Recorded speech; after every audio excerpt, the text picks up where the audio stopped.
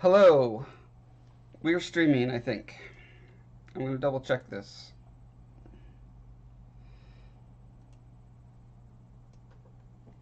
Are we streaming? Looks like it. This is Josh Foreman. This is my mom, Mrs. Foreman, Rose Foreman, you're going by for Rose this. Foreman, yes. And I'm realizing that the camera's just wobbling around wildly because it's on my posable desk. One moment.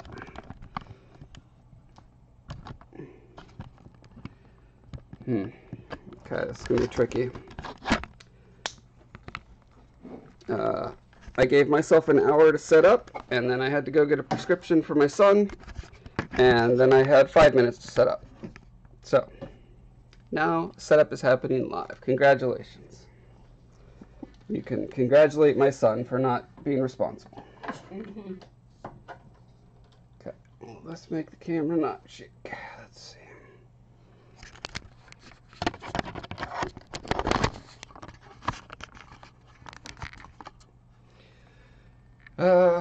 Well.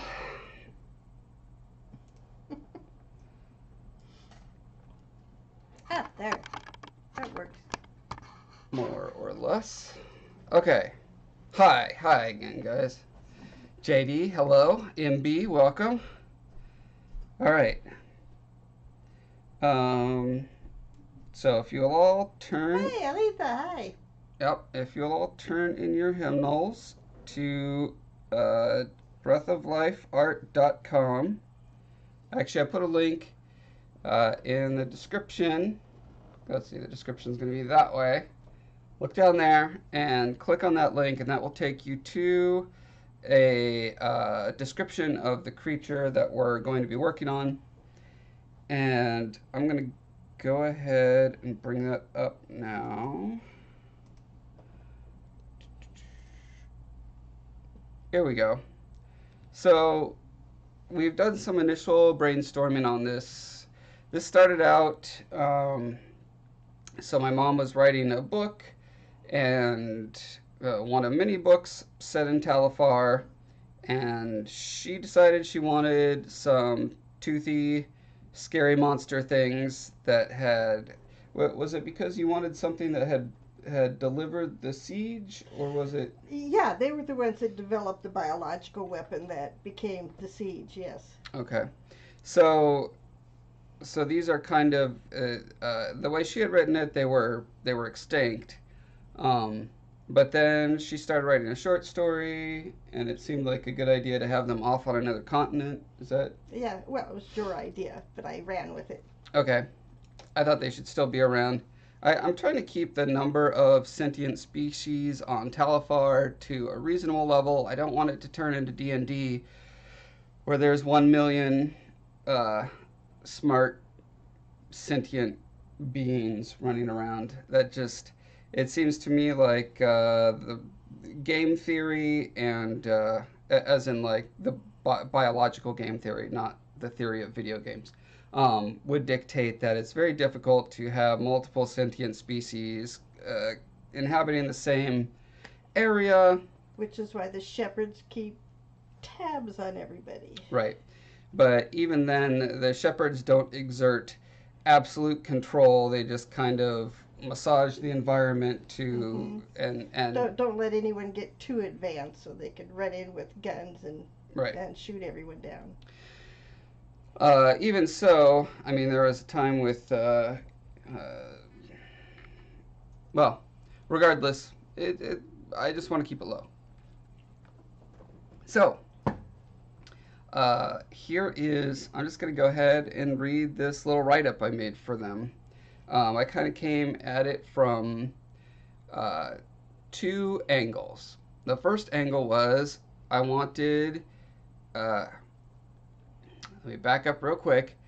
This is a fantasy world in aesthetic, but science fiction in, it's supposed to be scientifically plausible. So, to me, that but creates. It reads like a fantasy world. Yes, that's what I mean by aesthetically.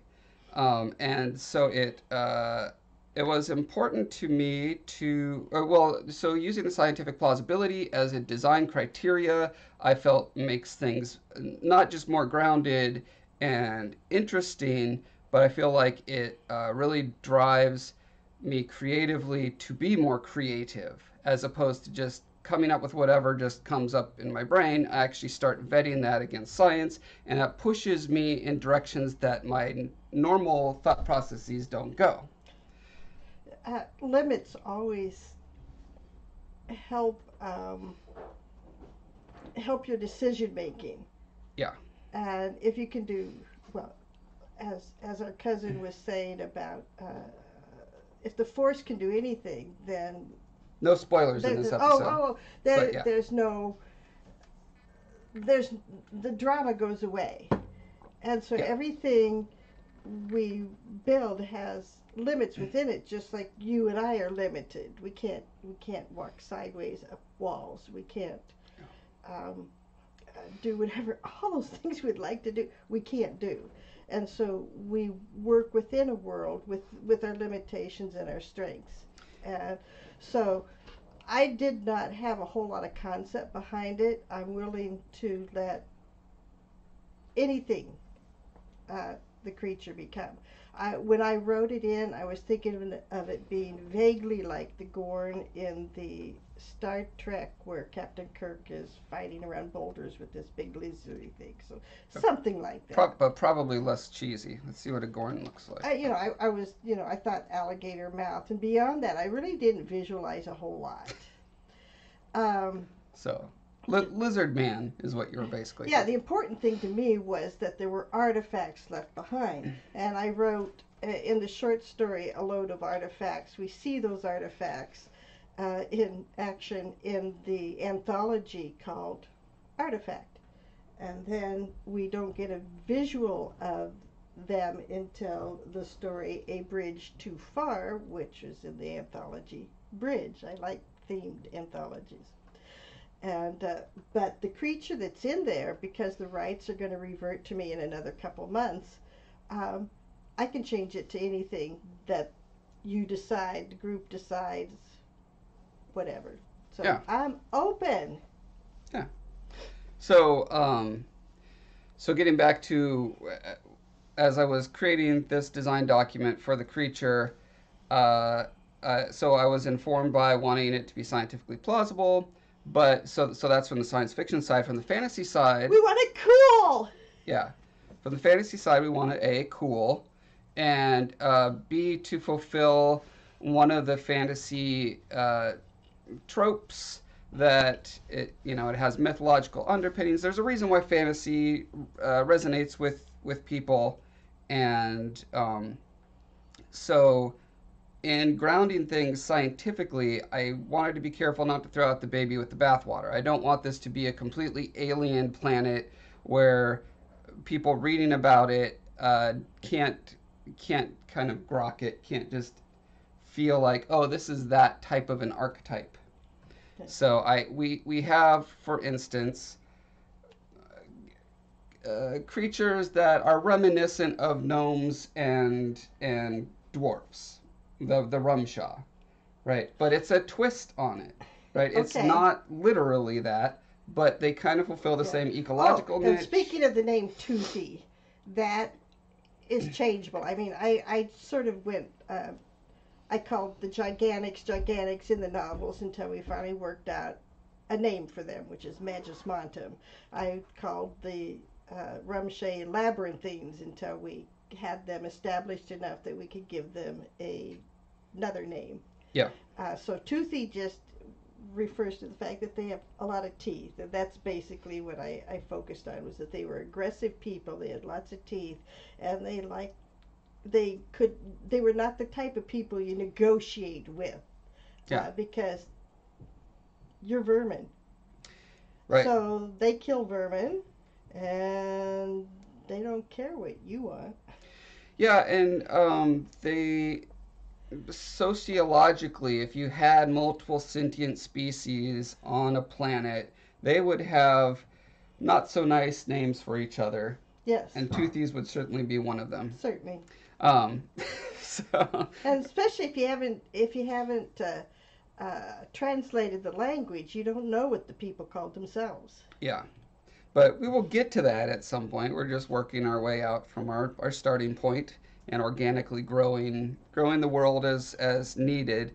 And we're getting to the point where I thought, hey, it would be really great to flesh these guys out more. So, okay, so my two vectors were, one was the scientific plausibility, um, and two was trying to fill a fantasy niche that isn't currently occupied by any of the other sentient species in Talifar. So you wanted them to be dragons, but not dragons. Yes. So I've got dwarves, but not dwarves. I've got elves, but not elves. I've got humans, but What? Who's the elf?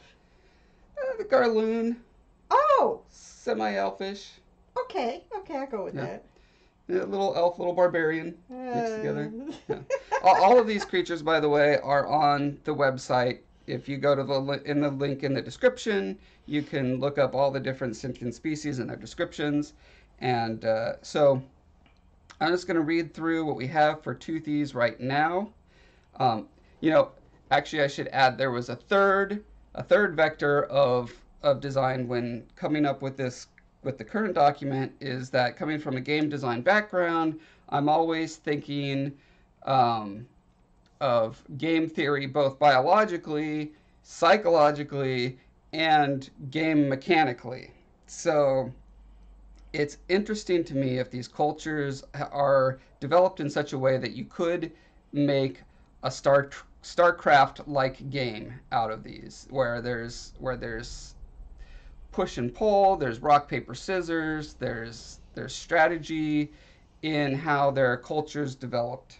So I don't I don't think that's pushing it too far towards the video game, but I mean, you guys be the judge of that. Tell me if this sounds too gamey. hey, Pavlik. Hey, Oh. treasure hunter. Hello, hello. Okay, so physically, we're talking reptilian predators. I thought it might be cool if they had retractable tusks or fangs, chameleon color changing, and I like this idea that their size could be drastically different. Um, One of the problems with fantasy dragons from a scientific perspective, besides their body weight ratio to wingspan and not actually ever being able to fly, uh, one of their issues is giant solitary predators, the amount of calories required to feed that body mass, and the amount of movement they would have to get to that amount of calories, blah, blah, blah. So these all introduce interesting problems to solve that push the design away from fantasy trope dragon into a Talifar, something that is Something like yeah, a Gorn, but a little faster. like a dragon but not a dragon. And you should probably stop referring to Gorn because they're as cheesy as possible.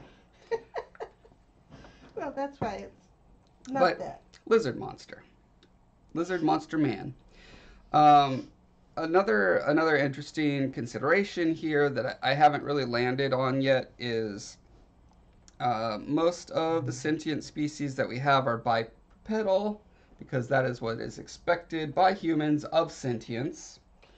Not all of them. Well, there's the Crewley who are a hexapedal. Yes, there are the Magismontum, which are practically centipedes. Dodecimal pedal. Yeah, they're dinosaur centipedes essentially. And we got swimming creatures that kind of have snakish bodies. Um, and the Rumshaw are the closest to just being like on all fours, but they usually have their front paws and they can use tools and stuff like that. So with these guys, I was thinking of maybe just going all the way to just quadrupeds, just more lizard than man, but sentient. So it'd be interesting to think through that. Yanislaw, hello. Yeah, so these are just things to think about. In fantasy, you have, in D&D, for instance, you have every version of animal mixed with a human. Like that's just the, you know, you've got the lizard human and the bird human and the dog human and the cat human and the snake human, right? And so I'm trying to avoid that. That's what the Gorn is. It's obviously a guy in a rubber suit with a rubber lizard head tacked on. And so that's what I don't want to do. Yeah, and sweating to death inside. Yeah, I'm probably sweating to death. Um, okay, so but I do want to fulfill that niche of some large predator that can be the cornerstone of a myth of like out in the mountains in a cave is a dragon. That whole area is in danger. Our trade routes are in danger because they go through dragon territory. That sort of thing. Okay. Um, I'm I, I'm 95% sure they're not going to fly. I don't care about flying. It's cool that dragons fly. The physical things required to get large things to fly are so constraining that I just it's just not that interesting to me. We have flying bipeds already. These kind of insectile creatures. So yeah, I'm happy to have them just be terrifying lizard creatures. If you've read, um, is it Rothus? The Name of the Wind. So the Name of the Wind has dragons, but they're essentially just overgrown lizards, and they're pretty cool. Um, anyway, so here's what makes my dragons creative and interesting. So toothies have two phases of life: growth and maturity. So right from the beginning, I'm positing almost two different species. So during the growth phase, they're completely feral cannibals, attempting to eat as many of their siblings as possible. So you have an instant win state. They hatch out of their eggs, and they're all trying to destroy each other, eat each other, hide from the other ones, whatever. You know, boom! Suddenly you're in this fight, struggle for survival with your siblings. They hatch from a community brood far away from any toothy civilization. Each sibling they eat, specifically a particular organ that generates a particular enzyme or hormone, you know, science, biology stuff to be figured out later.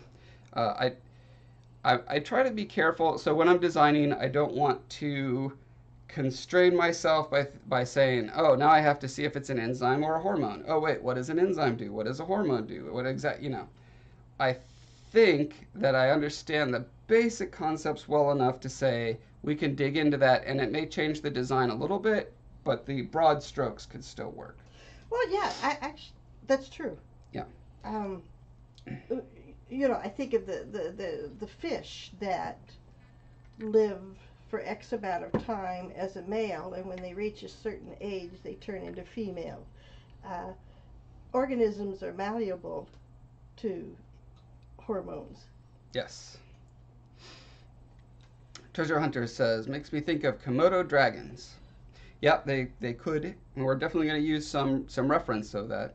Yanislo says, just saw your comment, the translation work totally. The subtitles in French are there, totally available. I will work on the second video ASAP.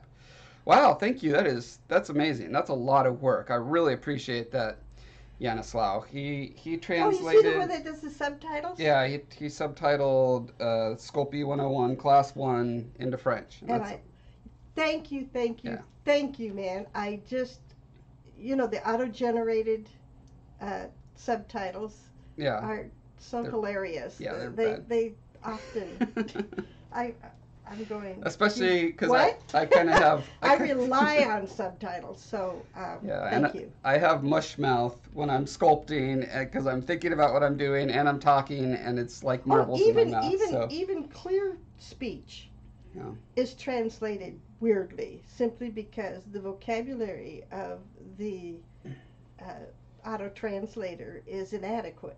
Yeah. And they also go for the closest, most common sound that comes to them. And it'd be nice if you could set to genres. If it knew I was talking about art, it would probably make better guesses than if it thought it was just general. Anyway, totally aside. So yeah, thanks for that. We now have it in English, French, and Spanish. So that's great. Ooh. Okay, so back to toothies. So when they're young, they hatch. They all try to kill each other. The ones who kill the most eat the most. and absorb this enzyme, which makes them hulk out. They get bigger and bigger. Okay, only one or two toothies ends up gigantic every couple of years, depending on various factors such as the fecundity of the environment, the ability of the smaller toothies to evade or team up and kill them, and mostly the support of a community of mature toothies who may choose an up-and-comer as their next demigod. So this is where society starts to shape the biology, which is always interesting to me. So if they were left out in nature, these would just be a constant battle for survival. But at some point, they hit the maturity age, and we'll get to that. So there's civilized toothies and uncivilized young toothies. So a sponsor toothy community, so these are the grown ones who are no longer eating each other, will attempt to steal eggs and youths from the territory of competing toothy communities and deliver them to their chosen champion. So in other words, they're going out trying to find eggs and young feral toothies and then feed them to their big growing monster baby toothy. The mature toothy's reason for sponsoring, I'm calling it sponsoring, I can't, that's whatever, they're supporting it. For sponsoring a giant toothy is both religious and practical. They sacrifice enemies to their demigod in order to win its favor, and in turn they may be used to defend them or attack their enemies. So essentially, they've got this demigod, giant dragon. They're growing their giant tanks. Yep. They're growing their tanks by feeding their tanks the enemies. So it's almost as if you imagine like a lot of the South American tribal, the Aztecs and Incans, where they would do the blood sacrifice. Right. Imagine if that actually powered up a god for them instead of actually doing nothing. So it's kind of like from that. So the young who survive the dangers of the environment or of being captured or sacrificed eventually undergo a sort of puberty where the organ that made them feral withers away and they gain consciousness. They're like babies with full-grown bodies. They eventually find their way to a community, either that or they're found by a community, where they are enculturated, educated, and incorporated into the polis. So, you got to imagine out in the wilderness, there's all these scary babies running around eating each other and eating your tribe's people if they're outnumbered or whatever. They get caught off guard, they're going to get eaten by babies. But these babies can also be much larger than they are. So you have this full range from, what did I pause it down here? From 4 feet would be their kind of small end. And if they eat and eat, maybe they get up to 40 feet long. I forgot what you used to make most of them, if they reach a certain age, they become mature, but they're smaller, more reasonable size. What was the thing that caused them to grow up without growing super large? They hit puberty. Okay. So they hit puberty. The gland that absorbs the stuff dies off. So they would be a variety of sizes still, the ones that hit maturity. Yeah. And you're saying that the giant tank ones never hit maturity because they keep being fed. I think it's a matter of the tribe finds one they want to sponsor. This one looks promising. Right. They have a window of opportunity before it hits puberty. They got to feed it as much as possible before it hits that puberty. So even the giant ones become sentient. I'm not sure on that yet. It seems like according to the rules I've set up, yes. Let's see if I thought. Okay, Tree Stump says toothy sounds cute. Treasure Hunter says is toothy's meant to be a derogatory term applied by other races. That is a possibility. Yes. Because I really haven't developed the creatures enough. I just created them so there'd be artifacts in the tundra for magicians to dig up. I created them so they would be the ones that made the siege. Right now it's just a placeholder name. So it's a placeholder name, and we are asking you to help us develop this thing that will then eventually have a novel written about it. Yep. Okay, so babies in the wilderness, getting bigger and bigger. Sponsored ones can get super huge, mostly because they have the help of a tribe feeding them. So if they were left to nature and there was no culture feeding them, they probably would not get to be a 40-foot long dragon. Yeah. Okay, so where were we? Yeah, the young who survive undergo puberty, Okay, we did they that. gain consciousness. Okay. Okay, so once they gain consciousness, the anger, homicidal, eat everyone organ fade, falls off of their brain, whatever that mechanism is. And suddenly they're like, oh, I can think now. They don't have language, they don't have thinking skills yet. The tribe adopts them, brings them in, enculturates them. Probably cages them for a while. Possibly. Well, they lose the hyper aggression, and they would be being fed by them. But yeah, there could be an interesting transitional period, and that would be something fun to explore.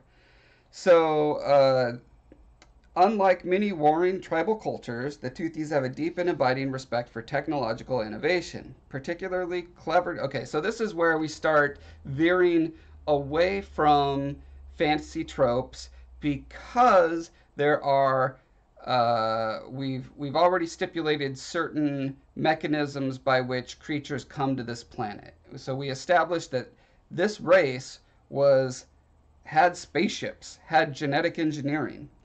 So you can't, it's the problem of the Klingon race, right? If you have a warrior race and all their values are about fighting and killing and warring, then how do you get scientists and how do you make technology progress? It's a tricky balance there. So Treasure Hunter asks, why would the baby adopted by a community not eat members of the community before it transforms? yeah, And that will make an interesting story. yeah, I think essentially they're just in Hulk mode. They're just filled with rage. Once they hit puberty, they're still animals who have to eat and hunt and stuff, but they're not in kill everything mode. They're not in Hulk mode. So, but yeah, they will have to be incorporated and taught how to speak, how to have table manners, whatever it is that happens in the tribe. And I'm calling them a tribe, and that might be a misnomer, maybe not. So on Talifar, all the creatures that were technologically advanced no longer are, because there's this shepherd alien race that keeps technology. They destroy advanced technology, and they keep technology from advancing to the point of electricity. Once they start seeing electricity and maybe gunpowder, I don't know, we'll see.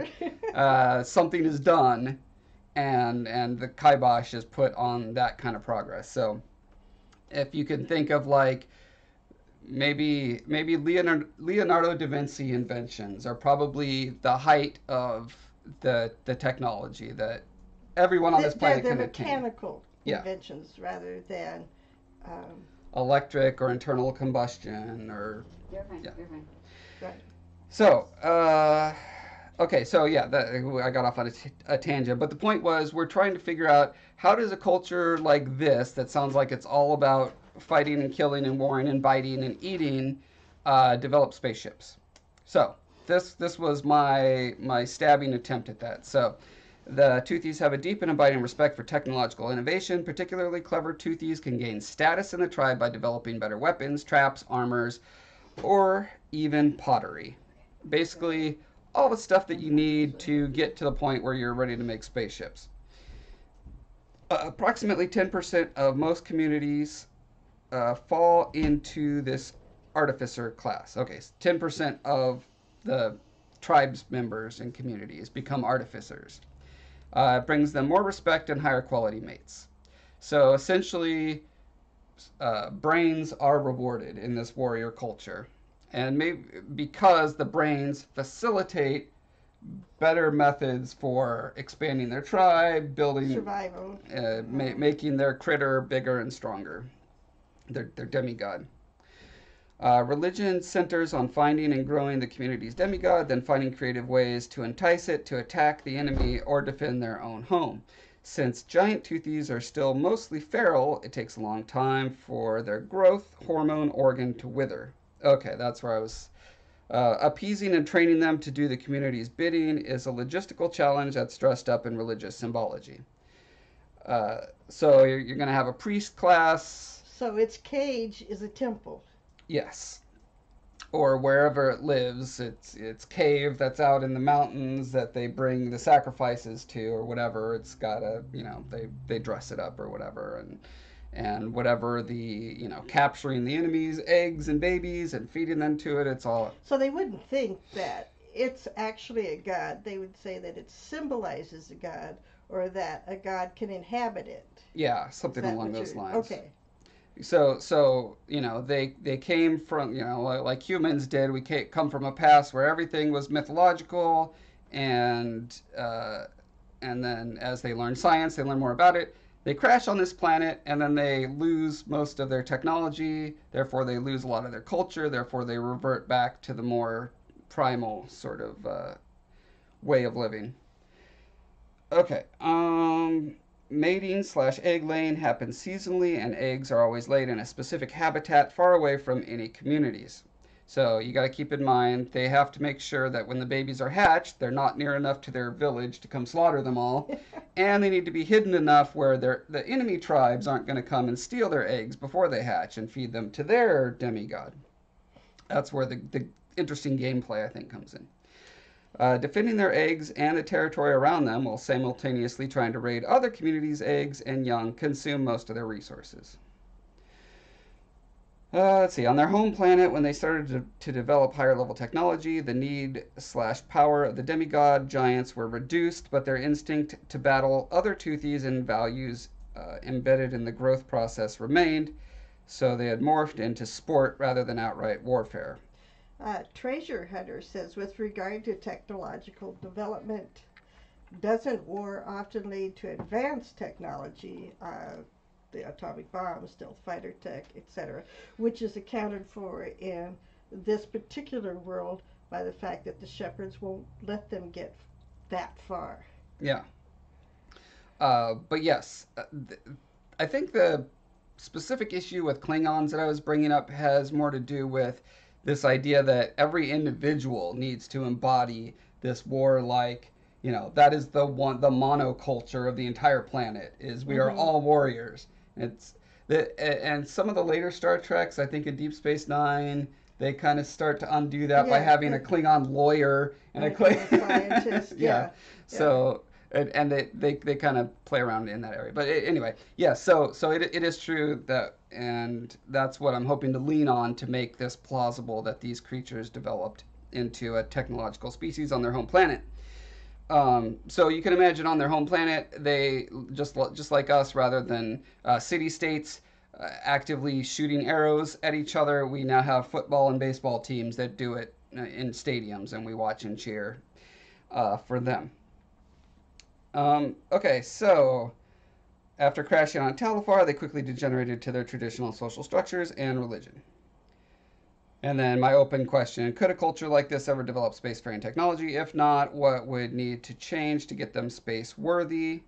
Um, and there's also some biology and physiology, morphology, and in order to manipulate tools, to build tools and advance scientific equipment, do you need bony finger tubes? Can you have, claws? Can you have Yeah. tentacles? Can you have? Well, Larry Niven has the puppeteers who manipulate everything with their mouths. They Mm-hmm. have little knobby mouths, and they have two heads. The brain is inside the case down here, so it's one creature, but they have two heads with two mouths, and they use them like humans use hands. Yeah. So when developing these creatures, so humans can grow their nails out, but they break. They're Right. thin, sad little remnants of claws. If these are lizard guys, lizard guys have hands that look like this, and can that hold a tool? Can do they need opposable thumbs? Would more suction cuppy, like gecko type fingers get the job done? Those are interesting things to Yeah, think it's about. hard to think about. I mean, the gecko fingertips are handy for climbing and stuff, but they're soft, Yeah. and so you can't, twist that jar lid too tight. Hmm. Whereas octopi can It would twist. hurt. Yeah. Well, you're right. An octopus can. They do. They seem to manage that just fine. And the panda, Jared Diamond, not Jared Diamond. I'm sorry, Stephen Gold talks about how the panda has kind of an extra little joint and bone here that it uses like a thumb on its wrist. Hmm. Yeah. Um, the koala bear actually has a really disturbing like thumb What? spike What's it? It's a thing. double. It's a That's double. right. It's a double thumb. Yeah, because it's like the same two phalange that in other primates are separated or like yeah, it's weird. But anyway, yeah. So those are interesting questions to keep in mind as it's developing, and it's also um, okay. Here's yet another factor to consider as we're designing what this thing actually looks like. Right now it's a ball. I think I'm going to change it to be less of a ball. Um, is that we have, I can't remember now, something like 16 other sentient species on this planet, and No, we don't. I have quite a few. Let's see here. I have a sentient species doc right here. Okay. So, ancient ones, Ungol, Crewless, Garloon, Magus Montum. You need to start counting your fingers now. Oh, six. Rumshaw is 6. Humans. And Uh, oh, did I ever call these guys the Cub? yeah, you did. Okay, well, we'll come up with something for them. But yeah, the whatever these guys are, the people. We've got a ton of names. The Schlack, Okay. which are underwater 8, crab guys. The Varon. 9, Okay. The Siege or Sige. sort of. Okay. Yeah. Okay. The Swarm. Oh, I forgot about the swarm. The Dridian. Okay. 12. The Toothies, which we're working on now. Did we must have passed crewless. Yeah, we did. Okay, so we have 12. Uh, uh, just 12, 13. 13. Okay. Well, yeah. The swarm is. I still haven't figured out Right. how I'm going to tell a story about that. Yeah. Distributed intelligence. That's going to be tough. It is. So 13-ish. Okay. So I posit that sentience is on a spectrum, and we have some that are kind of low on the spectrum, such as the Sige, which The siege are pretty stupid, yes. yeah. And the crewless aren't a whole lot brighter. Yeah. But Okay. And so what I wanted to, as I'm filling these fantasy trope niches, um, and, hmm, the general shape of the creatures needs to be distinct. They need to have different profiles, different silhouettes, right? So it's easy to identify what these creatures are. So here's the ungol that have 4 arms and 2 legs, and they're kind of simian. They have a lot of variation in them, but and they're definitely different than uh, some other types. So here's Garloon that are these tall gazelle, moose, horse people, elk. elk, whatever. Um, and then I don't have pictures for all of these guys on here, so I can't really make but okay, here's the 2 creatures that I want to make sure I'm distinct from that could end up very similar. So these are the Rumshaw, which are kind of the dwarf gnome type people, but very different also. And they're kind of these hunched over mole type guys. Um, they're actually very similar to. Let me bring these guys up real quick. Um, where's the? I saved. I saved some. Oh, here we go. So these little pangolins. Yeah, that's how Right. the Rumshay walk. Yeah. So I was thinking of these kind of scales the for the toothies that we're Yeah, developing now. that would make sense. But the more I'm looking at pangolins, the more I think I'd rather incorporate those scales onto these guys, and because Oh. they already kind of have this banded armadillo thing with little knobbies on them. Mm-hmm. And then I was looking at let's Oh, you're gonna have to change that drawing too because the diggers have their front fingers fused together into broad shovel shapes. sure. Or else I'm changing the story. Yeah, though I mean these are the thing is I'm I not love that. uh, Oh, she's wonderful. yeah, let me show you this interesting thing. So the very first concept of the Rumshaw that I did uh, had so there's four different kind of subspecies or classes of these guys: the warrior, the worker, the kind of I call them, Outside. yeah, the ones who interface with the outside world, and then the nurses. And this nurse here, you know, I had him suckling a baby, and then I saw this, and I was like, oh, that is so perfect. Um, so anyway, I think I'm going to push these guys a lot more towards the pangolin Dwarf look. pangolin looking. So which So means the toothies have to go back to alligator mode. or something. So I also um, if you want to make an interesting lizard man, you are not going to only look at lizards nowadays. Every kind of lizard man that's just lizard man has been done. So it's Give us cool. ideas, guys. Give us. Yeah, so it's interesting to look at some lateral thinking of like, you know, this thing is pretty terrifying. What kind of features of this can go into a lizard man? In fact, I think that's called a terror bird. It What is it called? could be. I don't have the name in my reference file, Oh, okay.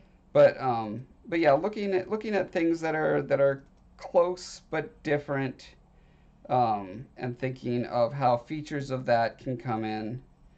You know, this is a hippo skull, but if you imagine a lizard head around that's pretty terrifying and dragon-like. Yeah. Um, so I love this kind of broken up frill. That is such a dragon aesthetic. You see that on dragon wings all the time. So I don't think I want to go as far as literally putting a frill around its head. You can't put everything on one creature, right? If it already has the feature of being chameleon-like, where it can kind of Mm-hmm. change the colors of its scales, and it's probably also maybe going a little too far to have it have retractable uh, tusks or nails. And then on top of that, if you put a frill on it, you know, and then you could make it Well, breathe you can fire, have and a then you could, you small know, frill on the head, or yeah, frills can go all sorts of around places. the corner of the mouth, under the chin, on the end of the tail. Yeah, or those dinosaurs that have them going down the spine. Um, yeah, and then just looking at different skin treatments, the way skin there's a huge variety on reptiles. I mean, you look at the folds on this guy's neck, and it's so different than what's going on his foot, where it's just these big, chunky, like pine cone plates. Um, oh, one thing I found really cool looking is this albino alligator. I thought it might be really neat if they were kind of, you know, that ivory white in as that's their default Yeah. color, and then they change to different colors as needed for their I also stealth like mode. the pupil of the eye. That slit just looks scary. Yeah. Um, yeah, there's a lot of different eye shapes. Goats have very terrifying eyes as well. Um, and then there's shells and stuff. And I'm trying to think. They we The have problem being, if you have a shell, you're inherently slower. yeah, you're slower, you're heavier, you're and much less flexible. So I think that's why most reptiles are more But it could be plated. really handy to have a shell on top of your head and maybe. Yeah, there are dinosaurs that have like very pronounced fused plates. Um, this kind of weak flesh between heavy armor uh, is interesting to me from a both a visual and a design, a gameplay perspective. If you've got the classic dragon with the weak point, With the weak point, exactly. I thought this was interesting. Oh, a fairy armadillo. Yeah, the hair that can also be part. Well, so armadillos are not reptiles. They just have plating like reptiles, and there's no marching order to say these guys have to fill our Earth uh, Dinosaur. our Earth conceptions of different animal types. It's Lizards. They could be a completely different. Well, they are completely different kind of species, and they could combine the characteristics that have been divided into your basic five here on Earth. They yeah, could have a different seven division or a different three division. yep. Um, Yeah, so I think the first thing I want to do is experiment to find a body type that feels different from what we already have in Talifar, but can also be a very intimidating bestial The type treasure creature. hunter says, I like the idea of retracting nails because it would allow them to retract the nails to operate machinery, spaceships, etc. Yeah, yeah, I like that as well. So I'm It, going. it seems to me that you have different types within this species, Well, we got different sizes. different sizes. They should all reflect a general theme, but some of those could have usable hands and some of them not usable hands. Yeah, As long as they reflected the same theme. yeah. So when they're feral and out there, they're hunting their siblings and such. They could definitely be scared. There's huge morphology changes that happen in creatures, like you were saying. There's fish that go from male to female. There's fish that go from male to just being a nub on the forehead of a female. Outside, yeah. And then of course there's your favorite, the insects. jellyfish, that goes from all different stages. Yeah, and jellyfish have a million different ways of going. Let's see.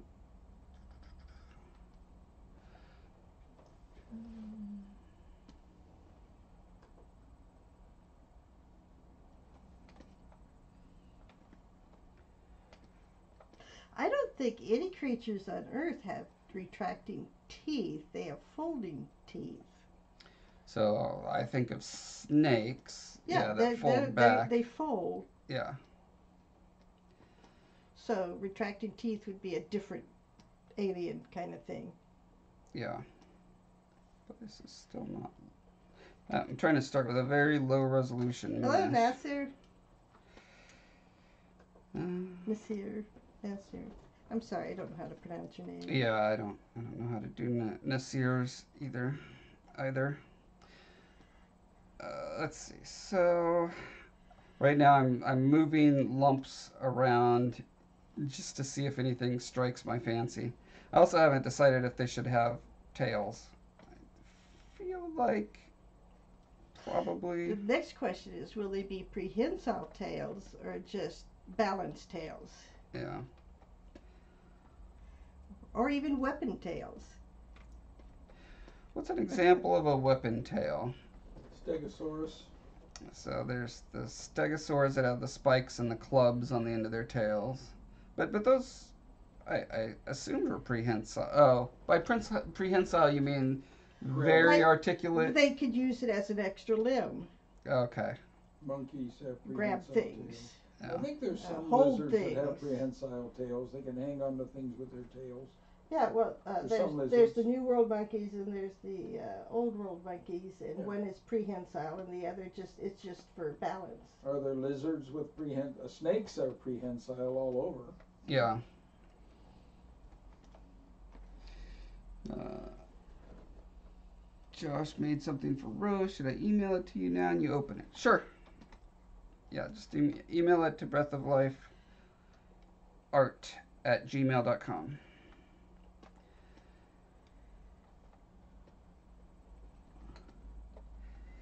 So, if they have... Oh, pressing the wrong button.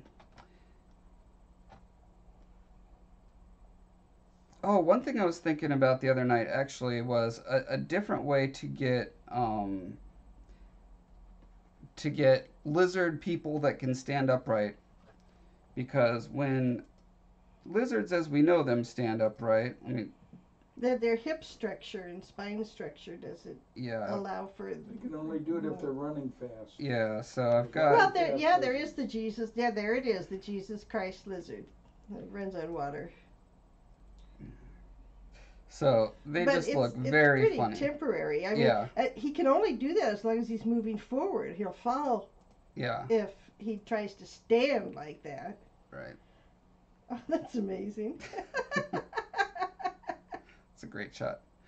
Um, yeah. So one thing I was thinking was let's look at if I could find my cursor. Oh, I put my Wacom tablet there, so it wasn't letting my cursor move. So these guys have a very interesting way of standing and moving. Right, And they have and their legs must move in tandem. They cannot.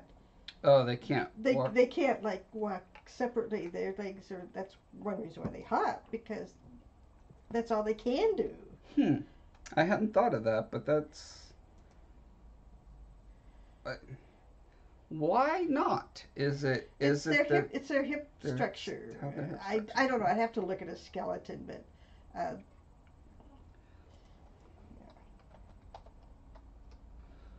see what does something stand out as crazy weird about their pelvis?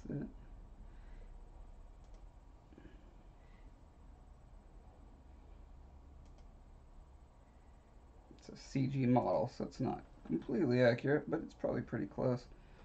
It looks like their femur.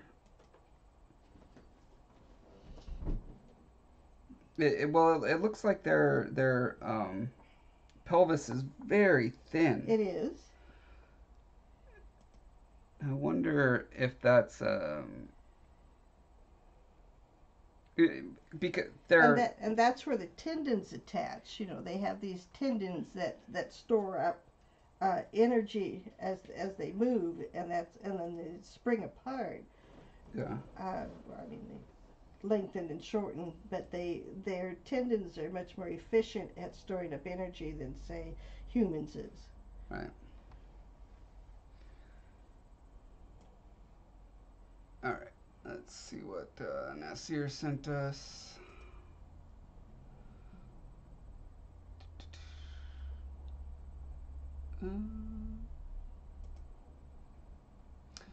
I did not get an email yet, Nasir.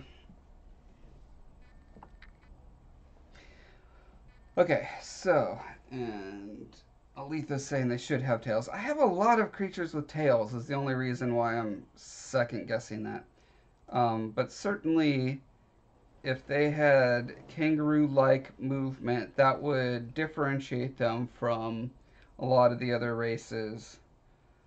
I'm imagining a dinosaur kangaroo, and that sounds pretty terrifying to me. Oh, look at that. That's neat. Oh, is that is that the giant extinct kangaroo? There was a kangaroo that was like the giant sloth on the New World. There Oh, once was a giant kangaroo. yeah. I have a feeling that's probably what this skeleton is. But yeah, seeing them hunched over like that has such a great like prime like that sells me on this pretty well. So I'm gonna do a gesture that's kind of like that.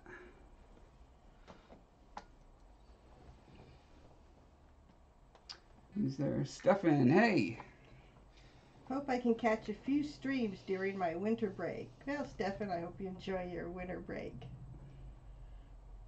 I'm enjoying mine.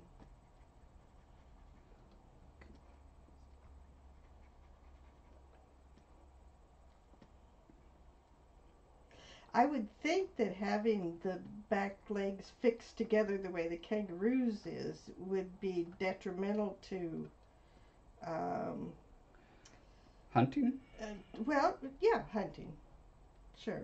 And then I'm trying to, I mean, it's not like you manipulate things with your feet, but you move around in space differently if your legs can't do things different separately. Yeah, that is true.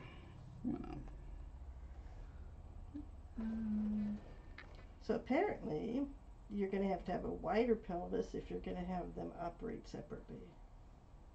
I don't know if I want them operating separately yet. I'm trying to think through. Oh, I'm guessing they don't have a ball and joint at the hip. Yeah. They must have a different kind of joint that can only go forward and backwards. Sorry, I should have had my tools set up. I got the latest ZBrush and haven't set up my tools, so I'm going to be futzing around a bit. Yeah, so that is something that kind of stood out to me when looking at these bones was, yeah, they just kind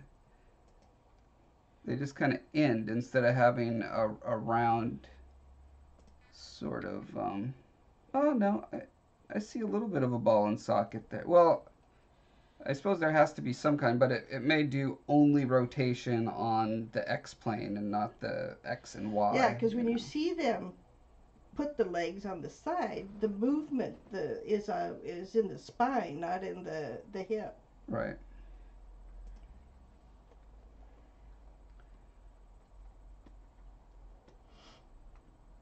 And by the way, I can attest that Dama wallabies make the best pets. I love those tiny little kangaroos. And it's so fun when we had one, it was so fun to watch him and the dog chasing each other around the house. You said Donna wallabies? The dog would chase the wallaby. No, what? Dama, D-A-M-A. It's the smallest kangaroo. Okay. So I don't know where they divide between kangaroo, saying calling it a kangaroo and calling it a wallaby. They're all essentially the same thing. They're different sizes. Yeah. And the Dama is the smallest. So I'm gonna start.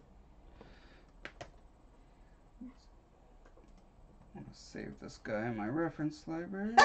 Aletha says if you don't use Dino Kangaroo, she will.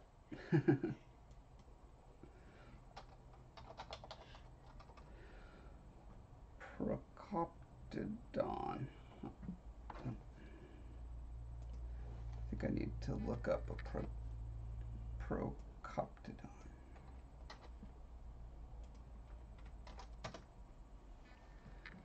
Okay, yeah, it looks like it. This is the Ice Age critter. Apparently they are in Ark Survival Evolved because every creature is in Ark Survival Evolved. I wonder if my friend worked on that. She does a lot of creatures in that game. Oh, they stood approximately 6.5 feet tall. That's not What's much that, much 2 bigger meters? than regular No, kangaroos. the red kangaroo is easily that tall, but it's thinner. I guess it was fatter. Bulkier.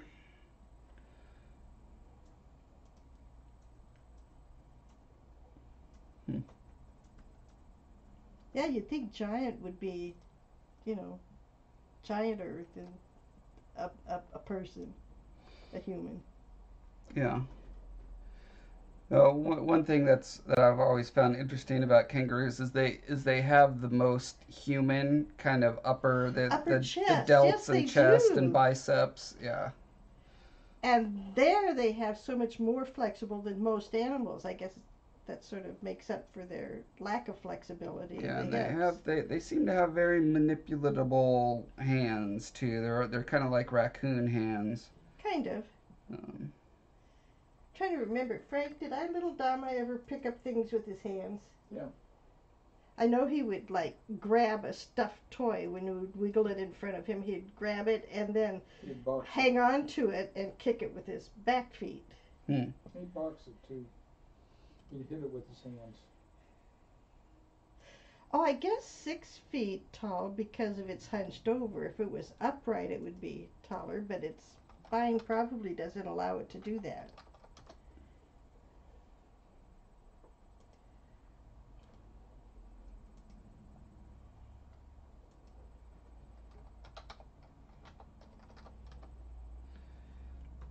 All right. So I'm gonna go back to kangaroos. Okay. I think the way they fight is so fascinating. With the up on their because they become tripods and then launch off of their tails like that. And they too have the double nailed, um, sort of shorter finger, like so it's used like a thumb.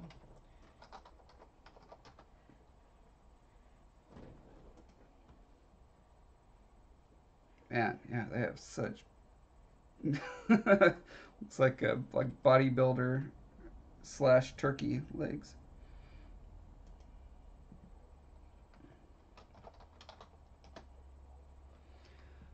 Yeah. All right. So now that I've got those guys in my reference, I'm gonna bring up. Where'd he go? Uh oh. Have I been saving these in the wrong spot? Where have I been saving these?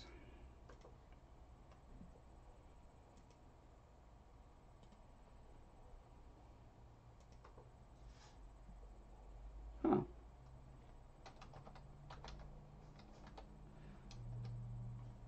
It says it's going in the kangaroo folder or in the toothies ref. That's where I'm at. Or am I going insane? Creature design, toothies ref. Oh, they're right There they there. are Okay. in the middle for some reason Just instead of at hiding. either end. Well, it's alphabetical. Anyway, Ah, I wanted to do something that looks like this guy. I'm trying to remember what science fiction story I read where the manipulative organ for a creature was the tongue. That strikes me as not optimal. Um, but you do what you can with the body you've got. True. And I think the creature was like had a split tongue, and so. But that's still. I mean, how would you be able to see what you're doing if you used your tongue? It depends on how long your tongue is and where your eyes are. I think of birds that have, can have their eyes way out there, or hammerhead shark, or They don't. Well, crow does manipulate tools. One, a stick. It could. Hmm.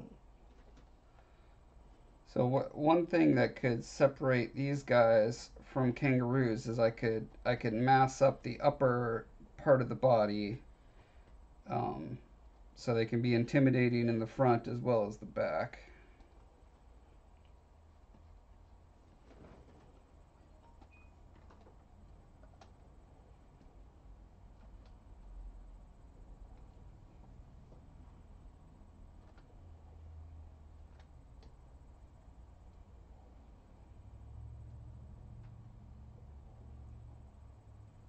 Huh. So yeah, they just have super long uh,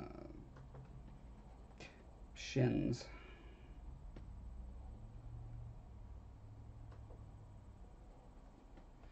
Which could definitely give some great Yeah, attacking yeah. claws in the back. So you have your short thigh and long shin, and then this is an extremely elongated foot. Would you elongate the foot on this too? Maybe. Uh, I would think that a longer foot would help with balance if you're going to be using your front limbs for anything. yeah. And you've got this odd leg thing going on. If your feet weren't long, you would tend to tip over. Of Mm-hmm. course, you also have the heavy tail and back for balance. Yeah. So, hmm.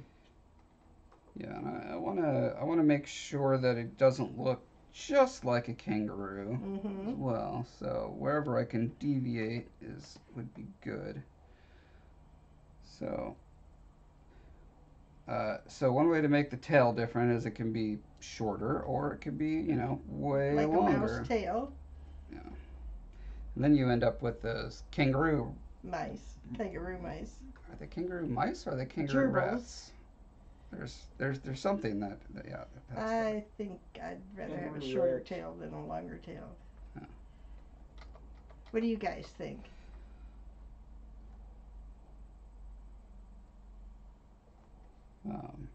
Could also take the tail in different proportional directions. Make it more beaver-like or more I don't know, insectile. There's Huh.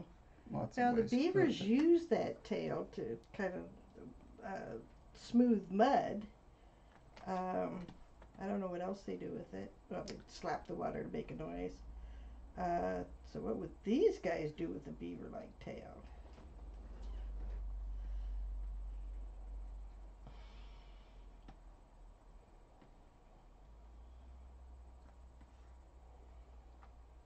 Oh,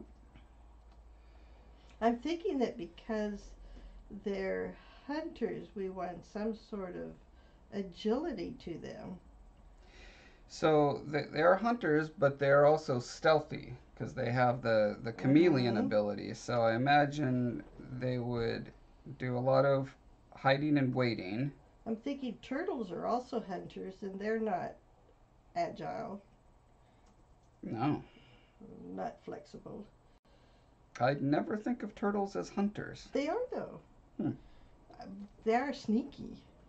Yeah, They just sort of kind of glide up to a fish and then take a bite out its side. it's because it's so slow they don't Or perceive they it as a say threat. they kind of dig themselves under mud, and when the fish come close, they strike. Yeah.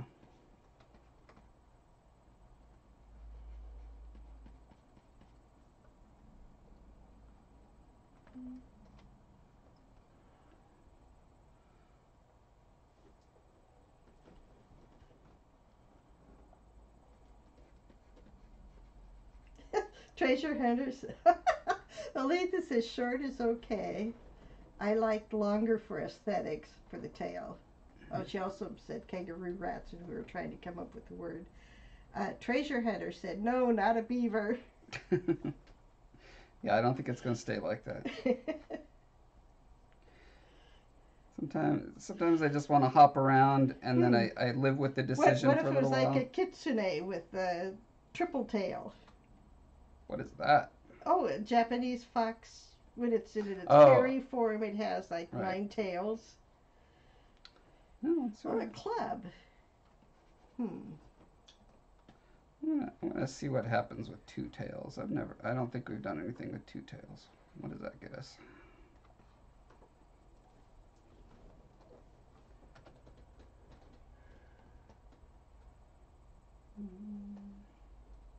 Just trying to figure out technically how to do two tails right now.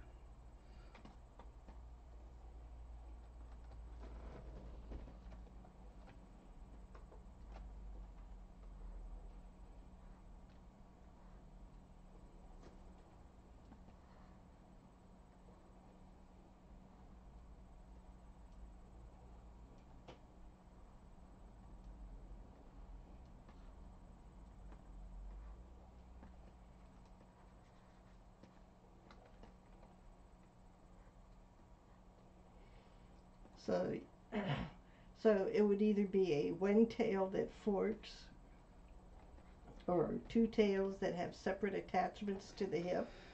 Yeah, if the spine actually bifurcates at the, or I guess the, well, because all tails that we I've know, never seen a creature with a bifurcated spine. yeah, all creatures that we know, the tail is a continuation of the spine, right? It's not a separate appendage in That any way. I can think of this moment. If you guys know Vertebrates, of it, heard of one, only let us know. invertebrates have tail-like things. Yeah. You know, the different flatworms and things. Yeah, those, yeah, they don't have spines. The insects and yeah, I have seen insects with double Yeah, weird. All sorts of posteriors. weird things come off of insects. I I wonder why. I mean, I guess there's horns that come off of internal skeleton creatures. I'm also trying to If think. you had a horn for a tail to protect you during battle, how would that? Hmm. That sounds hard. Podlick says, I think short but round fat tail to balance out the hunched over look. So I want to do this guy hunched over like this, but then I also want to do when they're upright and being two different ways of being intimidating. One is kind of the all fours, like I'm about to charge you, and the other is like I'm looming over you, sort of thing. So I'm starting with this one as kind of their natural state when they're eating and So, drinking yeah, and would it be a foraging. flexible or a rigid bone like tail that they could sit on? That's an interesting thought.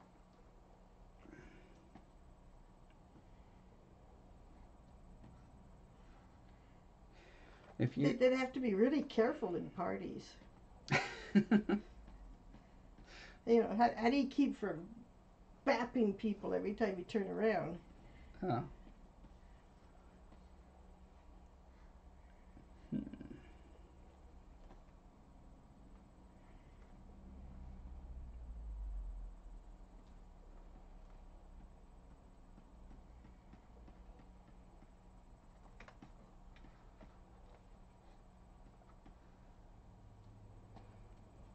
It's kind of looking like an earwig.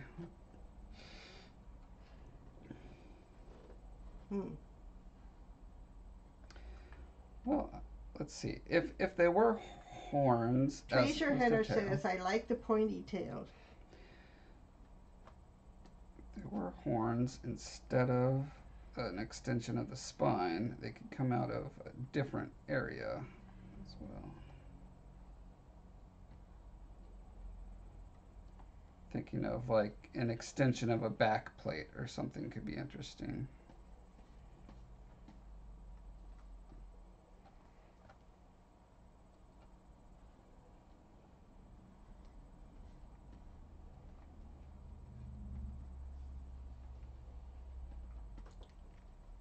You obliterated its thighs. Yeah.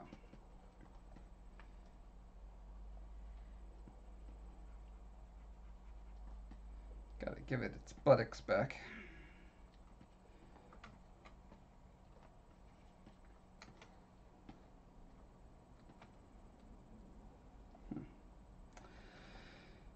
Hmm. With super short thighs like that, it would have the knees would.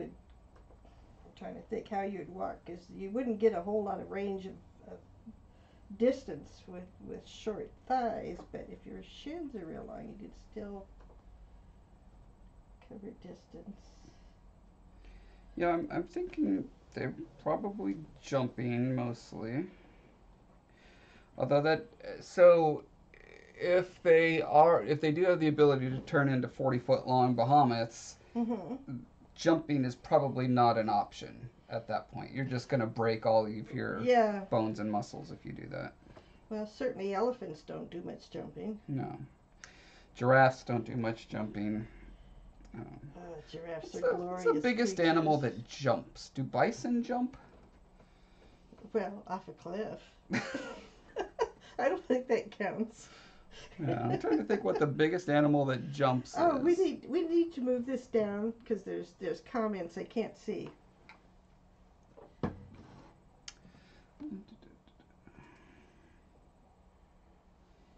down here. Yeah, I'm trying Okay. Um, Aletha says a bone-like tail. You can carry your chair around with you. Aletha then says jumping would really shake the ground as a behemoth. I think stomping would too. Treasure Hunter says don't like the position of the current tails. Yeah, no, I'm not a big fan either. I'm just in the experimenting mode. So I don't like it so much. I'm gonna push past that and see if it looks even worse when I move it up higher. And if it does, that will give me valuable information. Oh, I need to. Whoops. Am I? I'm No. interfering with that. How do I? What are you trying to move? I'm trying to get the comments that are coming in and not showing. No, Oh, that's they're all there. that's the, okay. Never mind.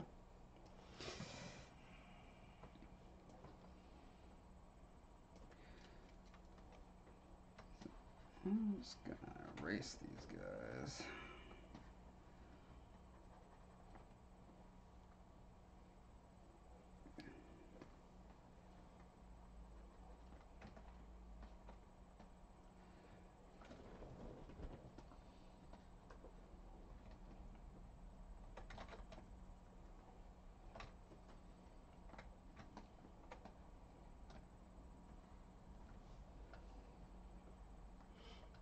Come on, you can do it.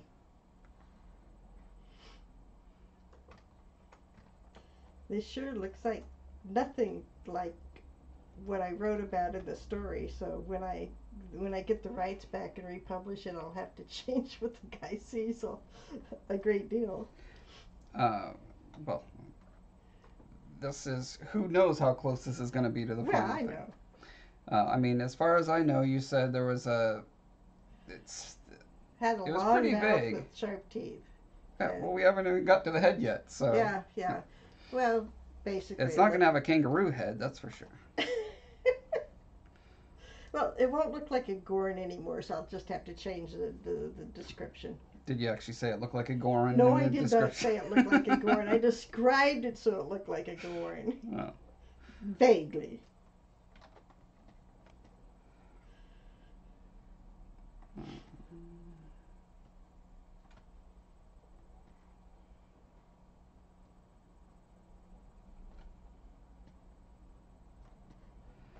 Yeah, so I'm thinking it can go away from kangaroo and be able to do a more uh, quadrupedal. Like when these things are giant, they're gonna have to use all fours to walk around.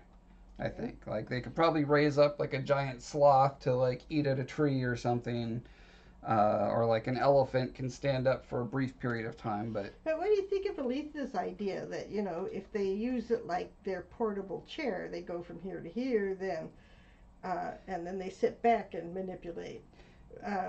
yeah, they could have a stump tail. I think again, with the smaller ones, they could be more kangaroo-like. But I think it would be cool to have a completely unique locomotion system where they jump off their back legs and land on their front legs and Yeah. more like a gallop. That would certainly be thunderous.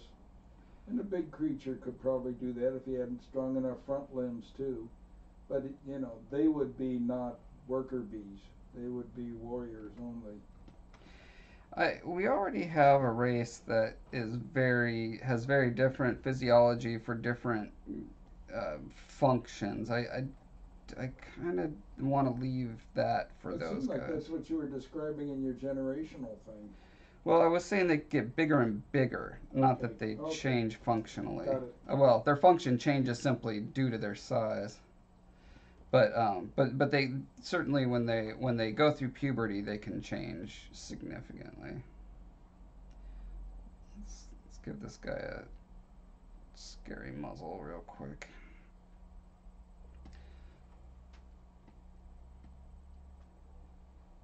I don't know why. I kind of want to see what a bit of a hammerhead looking thing will do for us.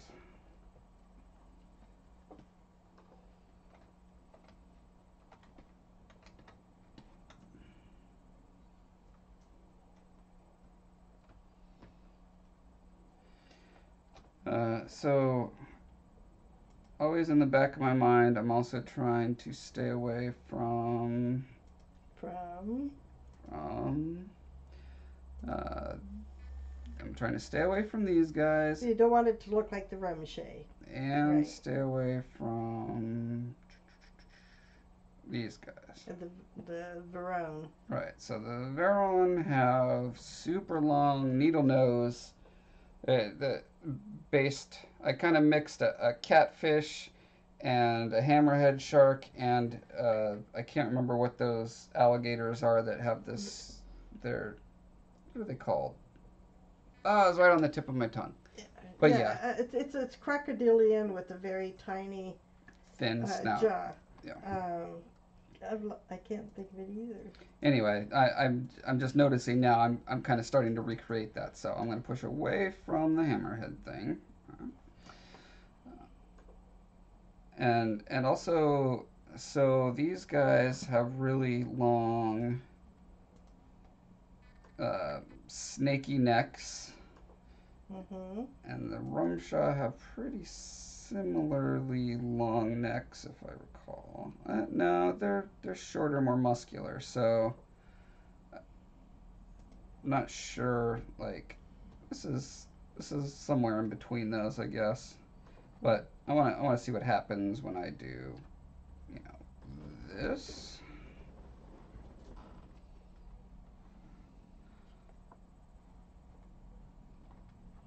The less likely he can use his head as a battering ram, and the less likely he is to have any kind of interesting shell structure on his head.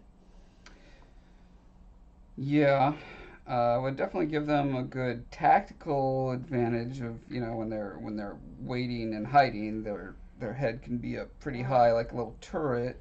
Yeah. But it helps get them closer to dragon. Mm-hmm. I'm gonna stick with that for a minute or two and see what happens. It does make the squatness of the rest of the body seem very odd.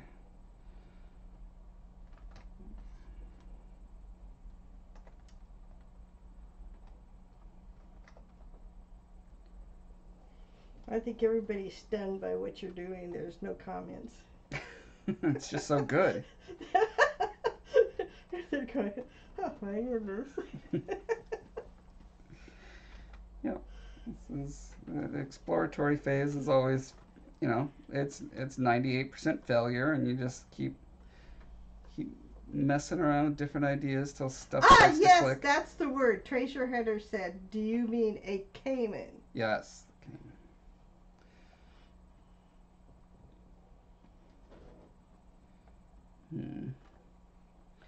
Don't think I like it with the longer body. That doesn't. Well, that really takes away from that hunch thing that you liked. Yeah, about the dinosaur kangaroo. Yeah.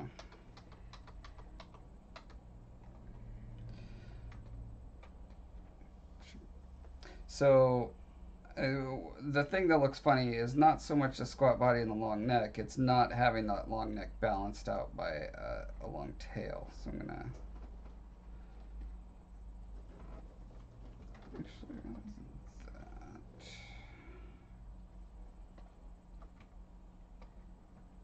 So if the tail was not an extension of the spine, but some sort of odd extension of the hips, with some sort of vertebrae thing to make it firm, that would be really alien. Yeah.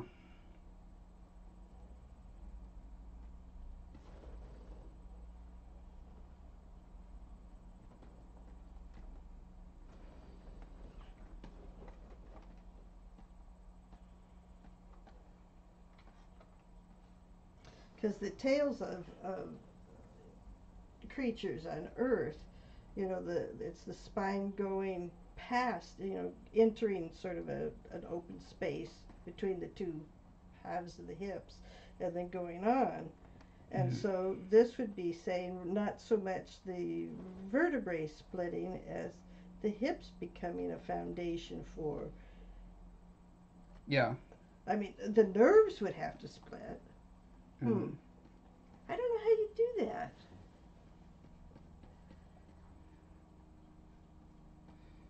You have the spine, just doing kind of a human or simian curl back in on itself. And then you have these guys branching off of the. Well, you try to think. Okay, so the arms, they have a shoulder and ball and joint. The legs have a hip and ball and joint. What would this tail have?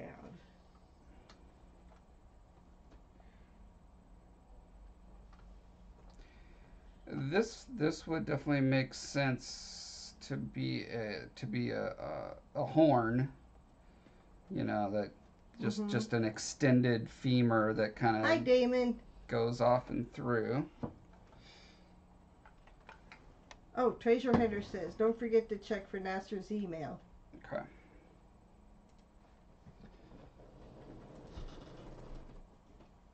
Nope, not getting it. So, Nasir, did you send it to breathoflifeart@gmail.com?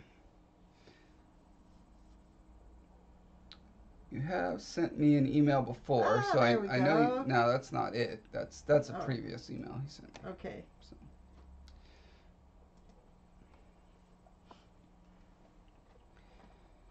So this definitely makes it kind of alien,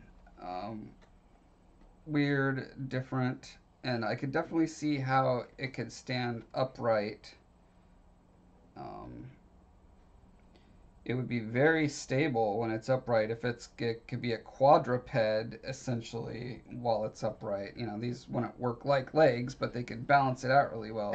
And yet it avoids doing a centaur look. Yeah. Let me see if just as a real quick test, mask that off and rotate.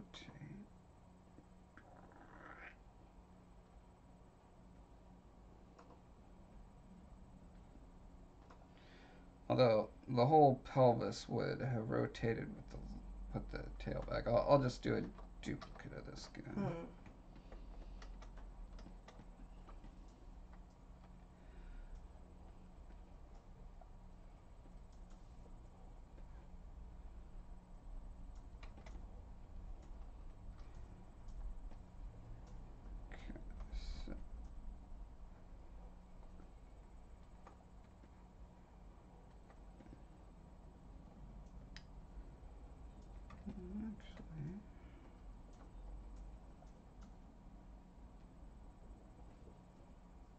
It's really hard to go upright unless you've got the kind of flexible spine a human has.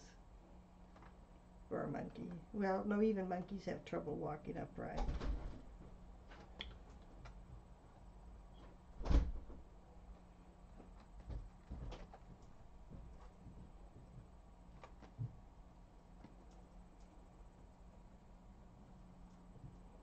Oh. There's a way to get symmetry on a thing in itself, but I don't know what it is. So quiet. Did everybody leave? Yeah, they're drawing or something.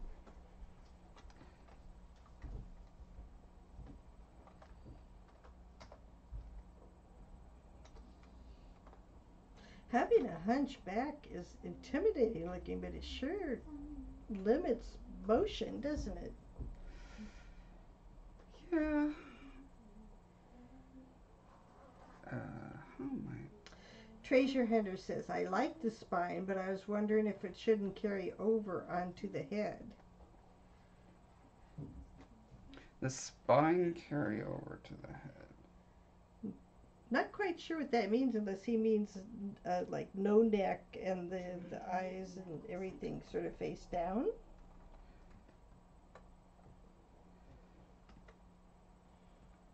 Why are you looking at that? Why are you looking at that? Oh, I visited there when I was in Rwanda, in Oh. Kigali. You know, I've worked with these guys pretty regularly. That looks so American.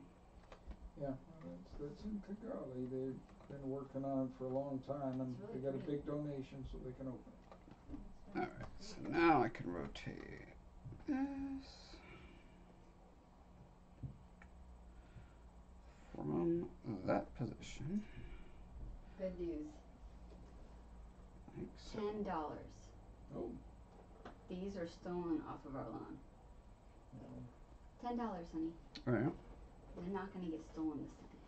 Yeah, the tails would need to be considerably shorter if they were going to be stools. No, they would just bend. Treasure Hunter says a ridge down the middle of the skull. Ah. I like that.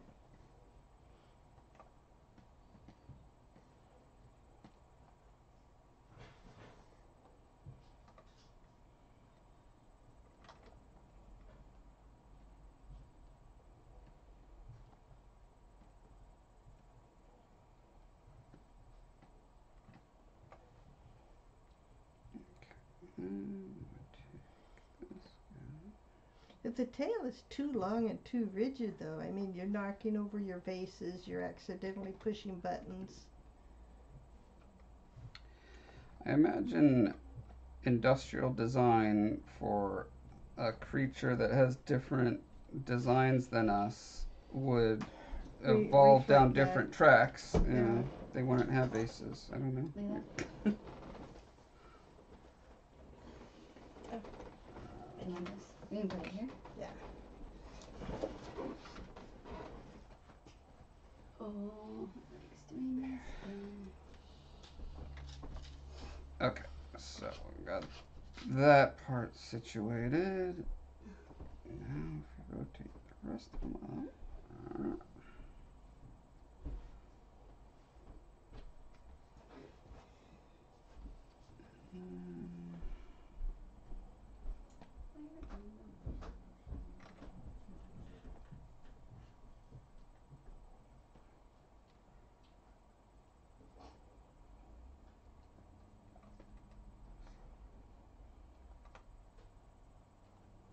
Yeah, I feel like I don't know how much of that hunch would be built into his structure and how much is him in that pose because he's ready to pounce. But I feel like we can get pretty decent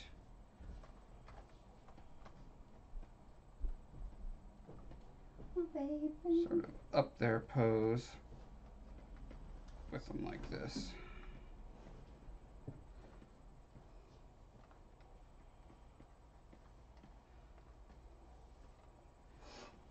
I really like, well, it's hard to, I mean, this looks totally dorky right now. So, but I feel like I can get from a pretty cool pose like this to a cooler pose like that just based on the exploration of doing that.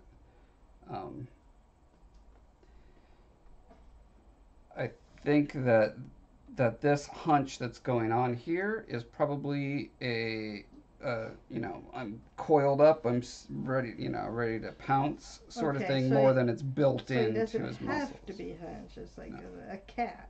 Yeah. Um, So I'm gonna go into a little more detail in his head now. but no, a cat kind of does this. Kind of does this. Mm-hmm. When it does this, it's scared. It's angry. Yeah, backing up or something When it's like that. hunting, it's actually puts its hips up in the air and the shoulder down low. Yeah.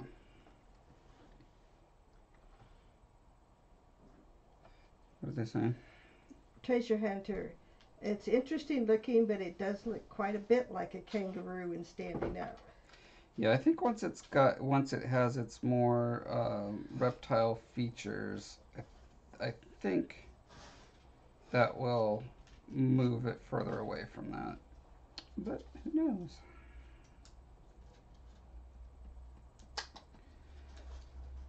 Let's look at some lizard heads and see what is a neat lizard head. Honey, if you bring up a picture of me, you'll be really upset. No.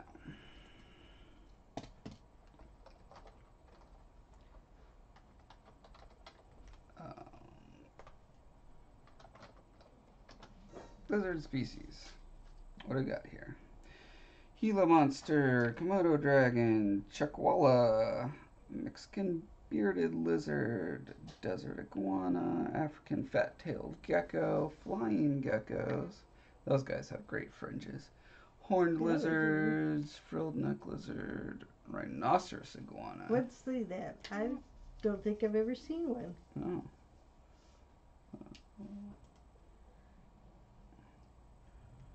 They're have a few little horns on them.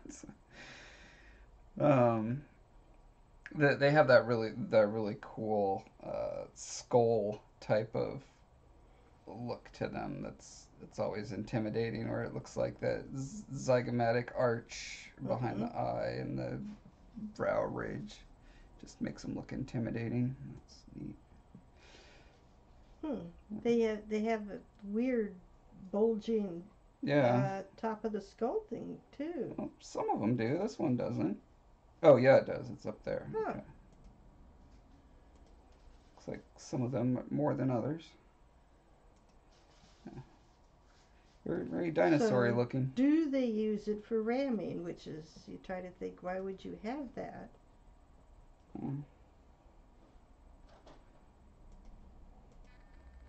Alright, what else do we got?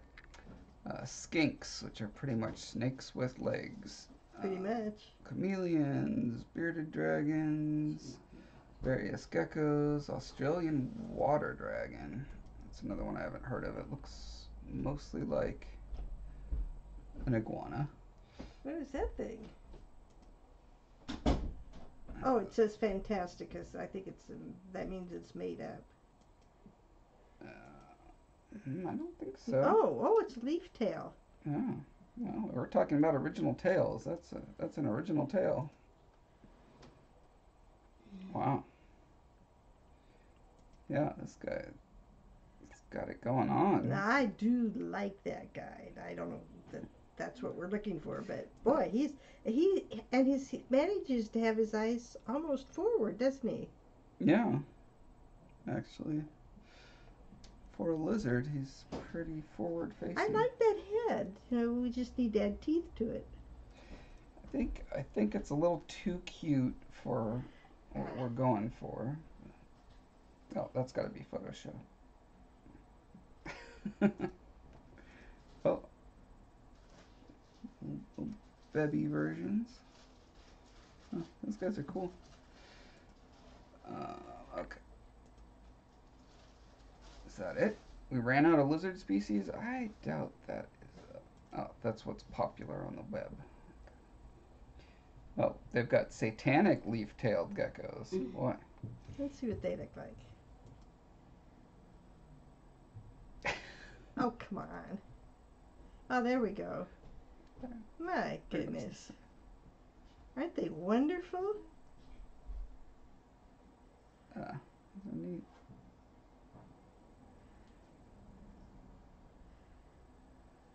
I wonder how responsive they are as pets.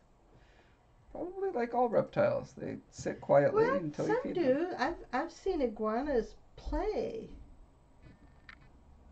And one that would follow its owner around. So, some respond to people. Ooh, oh, look at that. I like how the snub-headed thing on these guys separates them from the other really long-nosed, reptilian jaw of the Varan that I have. Um, I mean, it brings them closer to kind of toad, Mm-hmm. which toads aren't very intimidating. I don't know if a long snout is just intrinsically going to be scarier than a short one. Well, that's pretty terrifying. Oh, the squirting the blood out of his Yeah. eye. Blech. Oh, poor Oh, thing. gee.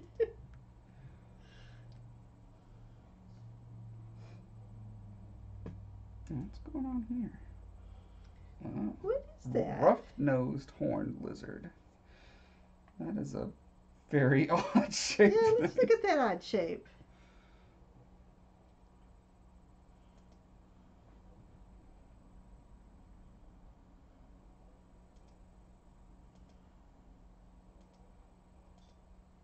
Huh. This one's don't have it.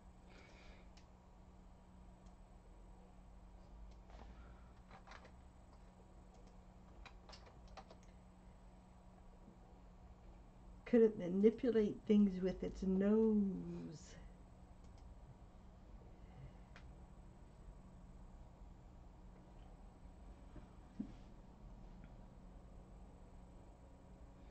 That is not what I was looking for.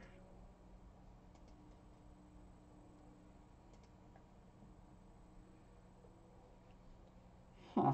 These are really funny looking guys. Yeah, there's that. You change your nose around and it ends up being comedy instead of scary. Oh, this one's got a little unicorn horn.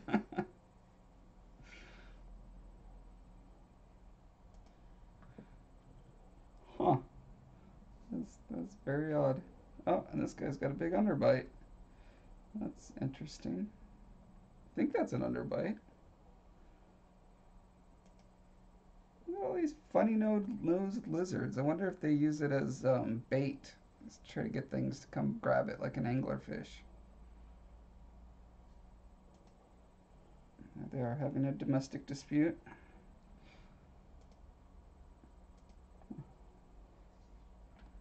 Alright, anyway. So the horned lizard has a neat bulldoggy snout, which is cool.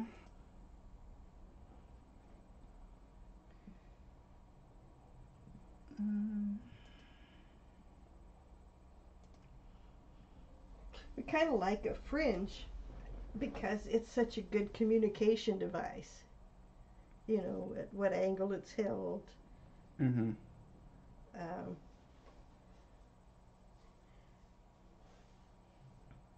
it could be like semaphore for its emotions.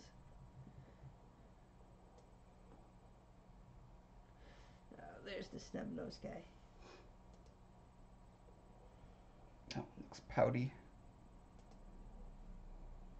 Oh, then that one's not real. Let's look at flying geckos real quick just to see what kind of interesting frills they have on their bodies. That is a really interesting tail. Ooh. Hmm. Also very good at camouflage, obviously. And you know, if you made that a club at the end of the tail again, and if it could use its tail as a weapon, Yeah. and if those were edged at all, um, Yeah, it could be pretty terrifying. Love those. They're the best fingers ever. Nasu says just sent the email. Sorry for the delay. Ah, no problem.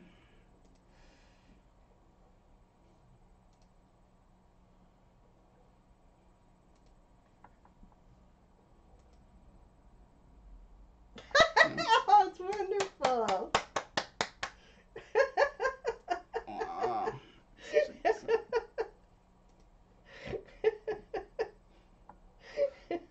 very cool. Peace. I love it. I do. Yeah, this would make a good poster. We'll have to download this and make a art print for you. Ah, thanks, Nasir. That's great. That's our first fan art. First fan art. Fan art. I missed it. I don't know. I'm thinking Oh, just. that's so cute. I would wear that on a shirt. Wow. I would. Heather would wear that on a shirt this year. Congrats. That one with all the ledges and then the club at the end. That strikes me as a really Yeah, I really like good, this a direction. good idea. Well, an idea that I like a lot for this, Oh, look at this Toothy. one. Because he doesn't just have teeth in his mouth; he has teeth on his tail. Yeah. Yeah, that's very inspiring. Let's block that in, shall we? Okay, so goodbye, elongated hips. No. He has Oh, two you tails mean with that. Oh, It's twice if as both intimidating. of them are like that. Yeah. Oh my goodness. You can do scissor attacks and clubbing from both sides. Yeah. Well, I was trying to think, because that would be such a huge physiological cost to make that structure. It's going to have some real use.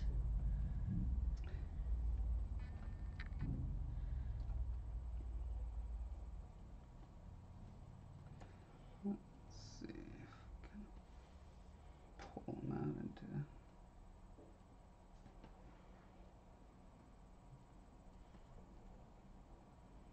And now I can't see the comments. Oh. So what do you guys think of a gecko tail? Oh, here we are. Treasure Hunter says you might want to check out Dr. Fong's House of Mysteries lizard in Google Images. Okay. Dr. Fong's house.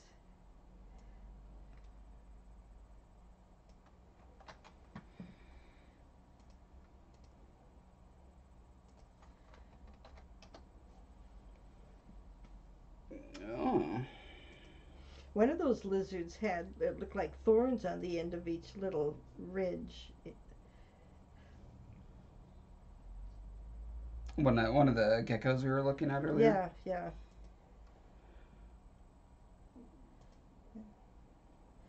Let's see.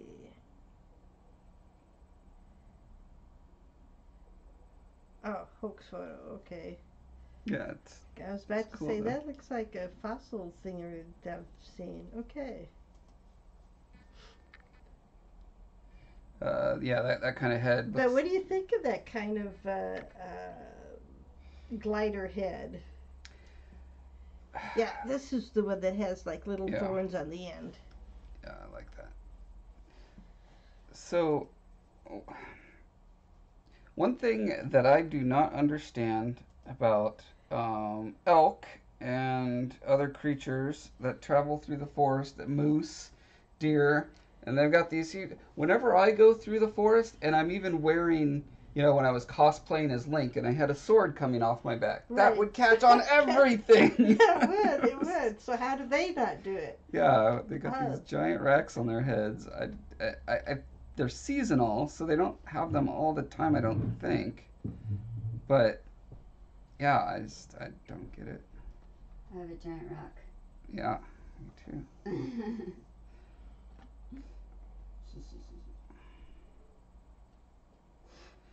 So this is actually kind of similar to what we were doing with Skola's fingers.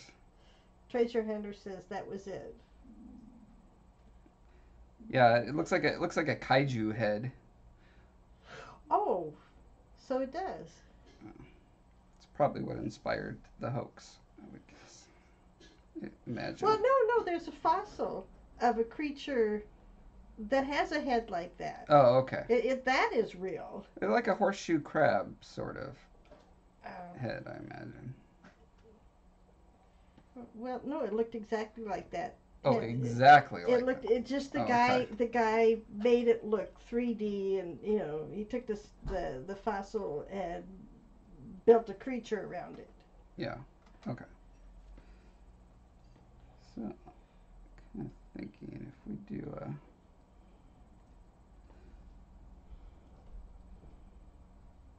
similar theme, we can.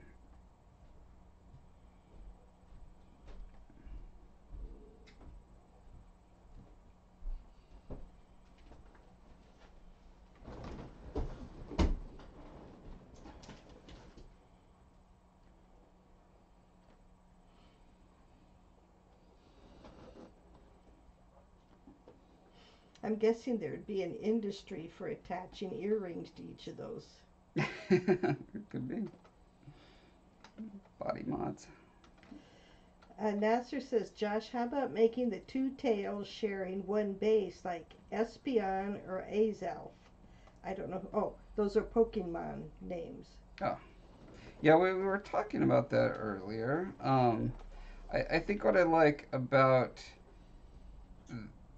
this configuration is I haven't seen it before. And I feel like I could come up with a really interesting bone structure and anatomy under there to sell it. Mm-hmm. I think and the association of like the Pokemon and the Japanese mythical fox that has all the tails is they're associated with mythology Mm-hmm. and chimeric type fantasy creatures, and I'm trying to stay away from that. I want these things to not evoke Pokemon, but alien. yeah. While still, but I do want them to tap into tropes and mythos and stuff, but I don't want them to be a dead. Aletha says the spikes are cool, and Nasser says there's a Pokemon who has two fists in his tails. There's a Pokemon with pretty much everything at this point. Assembly. There's a Pokemon just like your ball that you started. Yeah.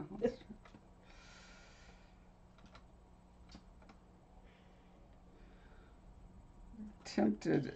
Stefan, with the tails drag on the ground. So my idea is when he stands upright, that's when the tails kind of sit on the ground. Uh-huh. But he wouldn't walk like that, like dragging him along. That'd be really weird. I think when they Normally they walk on all four. well, I think they could balance on two. We'll have to see. My goal is to get them to be able to walk on two so that they can hold tools and weapons. Because I'd love for them to have spears and swords and whatever. Clubs. I don't know. But if they're going to hold them out straight, they're going to need to be muscular Yeah. rather than, flat. You've got to have some space or muscles to hold that up.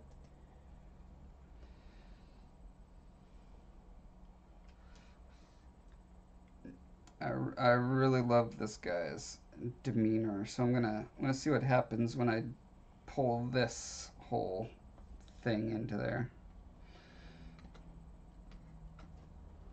That will also take it away from direct, alligator, snake, lizard face.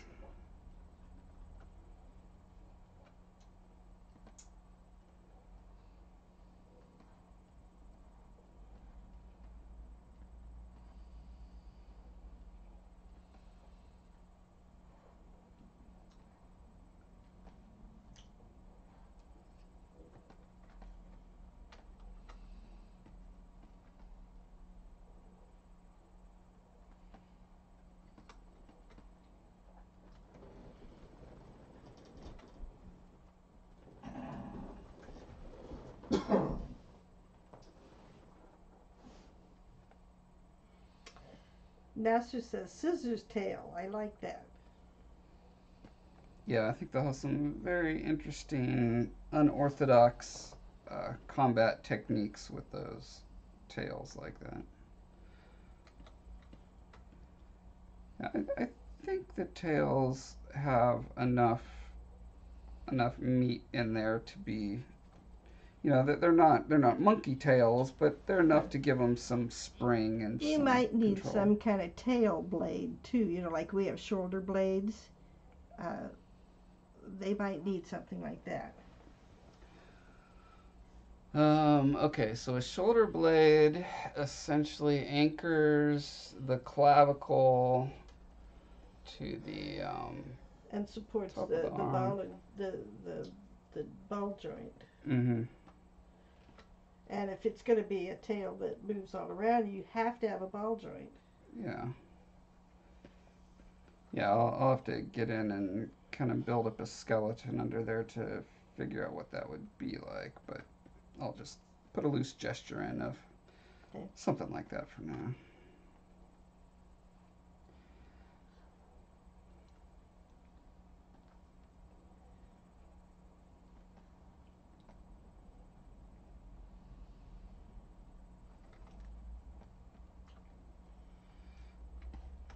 Okay, as you put those backward facing spines on the back of the skull, now you're evoking the dragon look.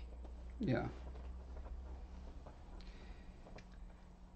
Yeah, I also need to be careful to stay away from Magismontum, which have big kind of Triceratops plates coming Right. off of their heads.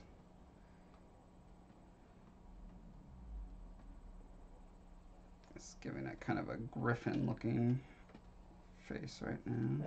Rooster. Oh, no, griffin. I mean, what are griffins but fancy roosters? Those are dwarfs. Mordecai says, home from work. Hi, Mord.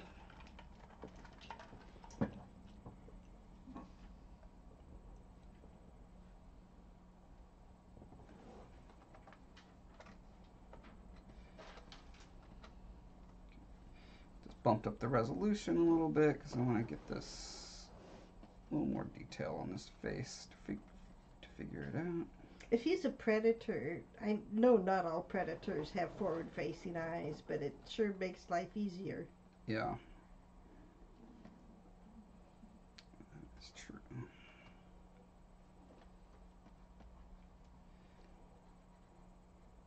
So they would have to have their eye sockets tilted out that way.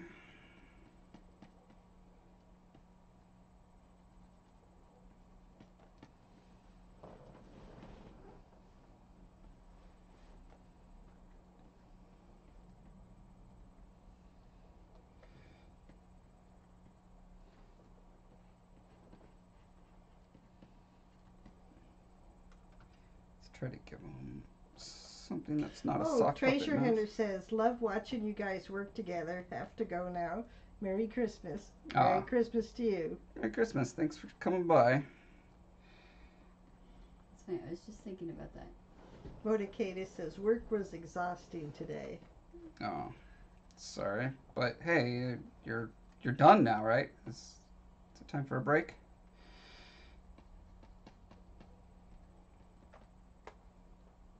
Does he work at Starbucks?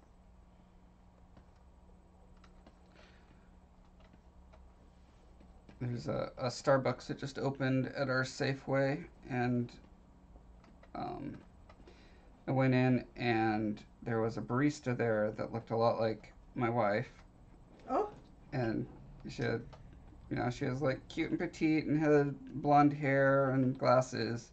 Honey. And I was just about to take a picture of her, and then I was like, nope, the second I bring my camera out and point it at her, someone's going to look at me and be like, why is this guy taking a picture of a barista? My So aunt did it. you'll just have to hope that you see her. I guess my aunt can get over it. Yeah, it's probably better than a guy with anime hair and a black leather jacket taking a picture of a, I don't know, 19-year-old girl or something. let's see. Mordecai says, that looks like a monster I would hunt in Monster Hunter. Yeah, it does. I need to start reading that series. That's Nasser that's says, a game. It's a game. Oh, well, it's also a book series by Larry Correa. Oh, I wonder if they're related. They may or may not be. Probably not. Nasser says, Rose, how long did it take you to write the first book? The first book, because we were figuring things out, actually we're still working on it. So 12 years. So shall we say 12 years? Well, I don't know. Do you mean before editing? Then it would be 4 years. I can write one in 2 months now, but then I that was spend the a year trilogy. editing. Yeah.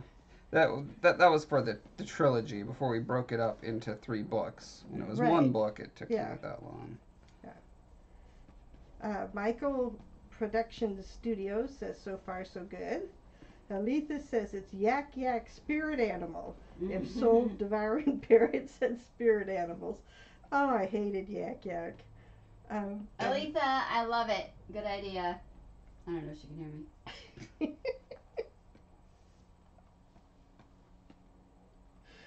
In fact, I think I still have a little scar here from yak yak. Oh, wow. Oh man.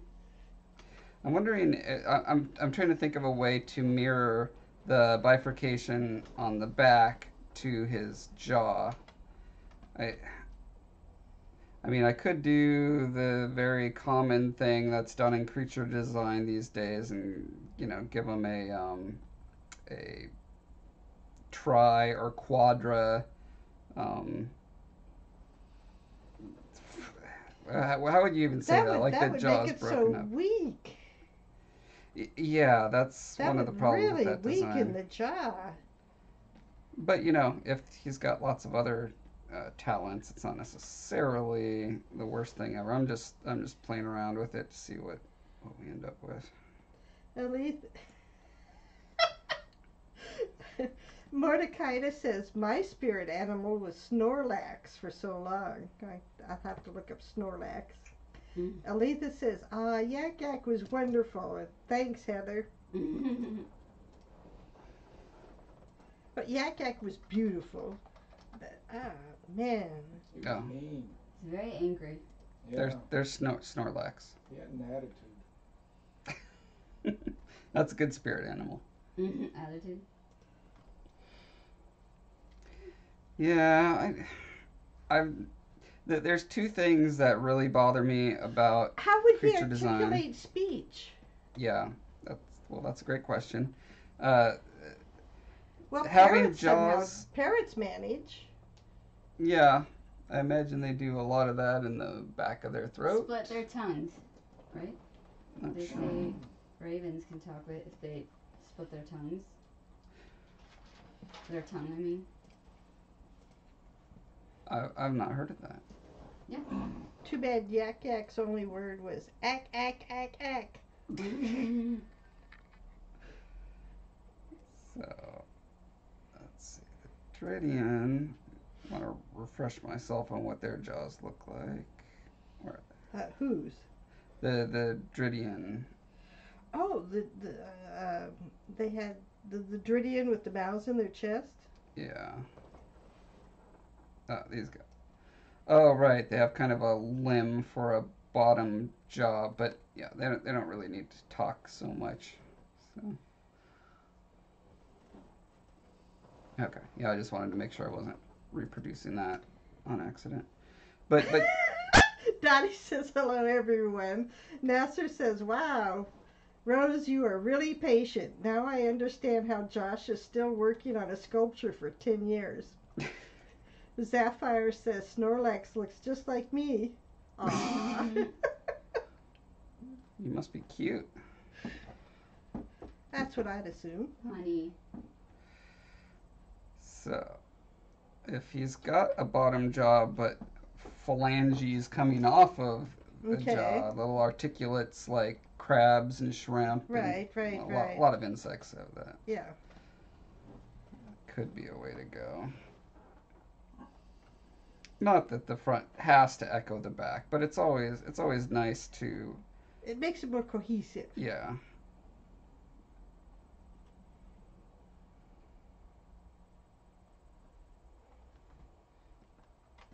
I like the bird beak element of it,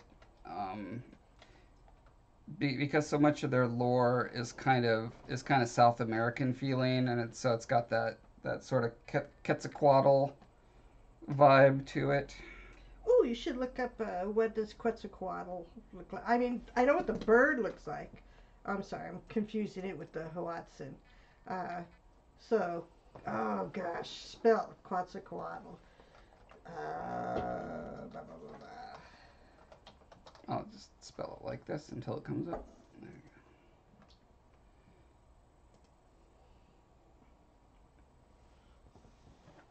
yeah, so that's mixing uh, feline, lizard, and bird. I feel like, well, mostly feline and lizard. Feathered serpent god. There's the ultimate version when it's powered up. Okay, here's what it looks like when they eat people Here's head how first. they drew it. Yeah.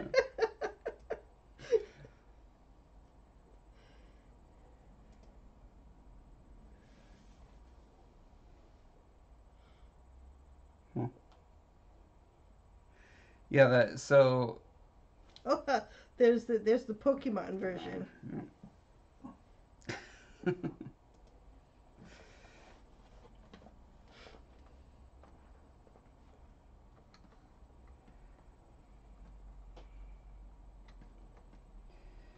so yeah, if they were generally like this, I could see them hunting like a mix of a jaguar and a kangaroo. They've got their color changing ability, so they could be up in a tree or in the foliage, and you wouldn't see them at all. Oh, they can't change color, but these guys are chameleon like in that they can. So That's what I just said. they've got to have some way to exhibit chromophores. I'm trying to think. I've never seen. Oh yeah, I have. Never mind. I'm thinking of octopus chromophores, but chameleons are lizards, and they Yeah. manage to do it. So Okay, so can you, So they're gonna have color changing scales all over. Nasser says, give him an elephant nose. No. We already saw what a lizard with an elephant nose looks like. It wasn't pretty.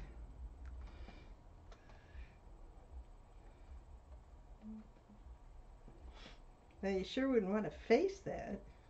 No. Amy says, hi. Hi, Amy. Glad you could make it.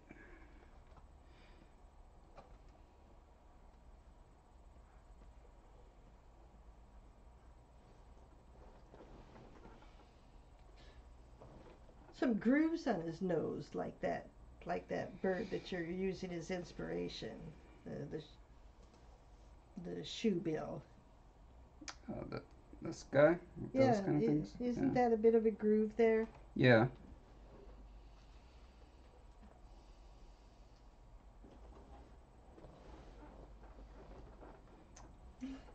Nasser says, Josh, you need more cute creatures.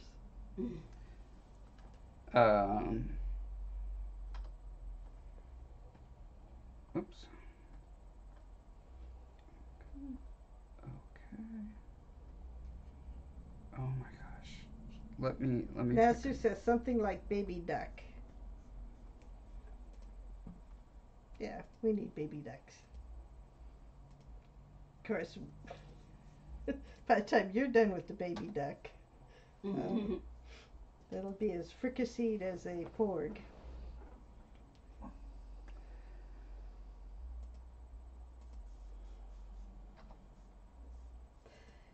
Uh,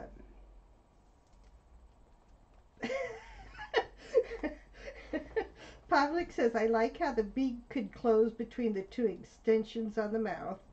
Zafir says, a baby duck with fangs. Mordecai says, a baby duck that spits acid. So I already have two baby cute creatures. I've got there it is. I've got these guys. That's not super it. cute. No. I mean the ungol are the ones that are going to be turned into stuffed animals. I'm pretty sure, which are where are they? Well, okay. So this guy this is the ugly cute trope. So this is the Yoda, the Gremlin, that sort of trope, and then I've got the Ewok, just like straight up cute. And Oh, if I can find them, these guys. okay. Right? I mean, Yeah. they're monkey teddy bear guys. But they're going to have a lot of variations. There'll be uglier and cuter ones. Their kind of special ability is they can um, Influence large animals.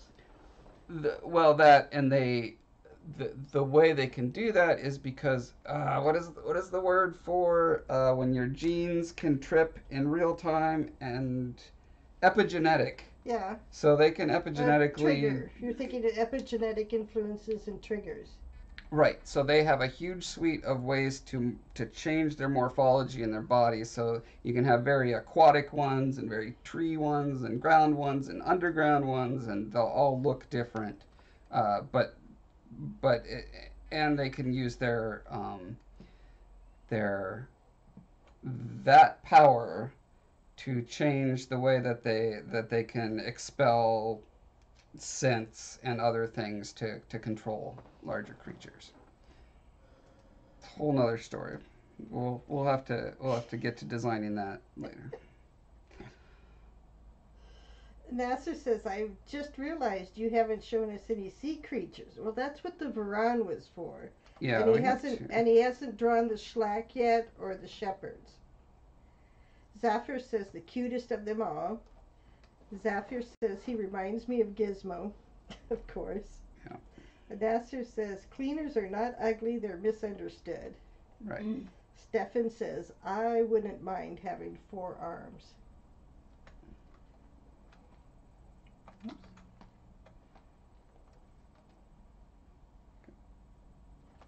Let's give this guy some.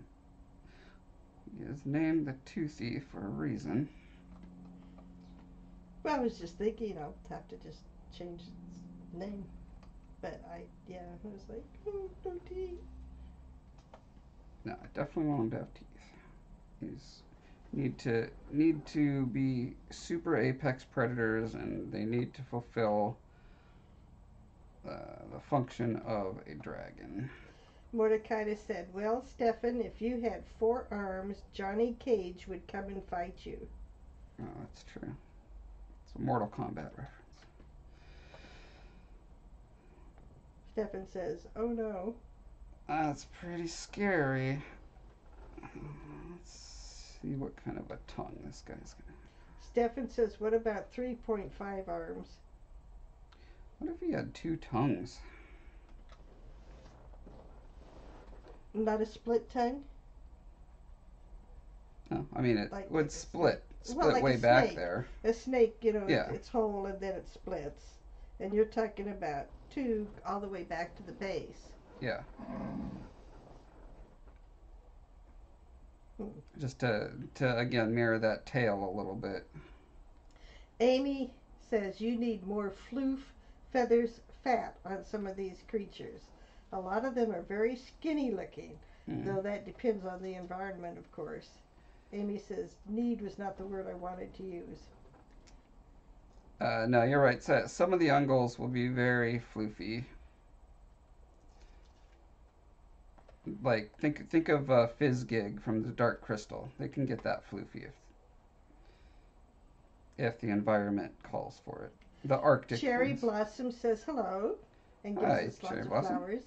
Master said, Josh, give them tiny wings. Just make them useless.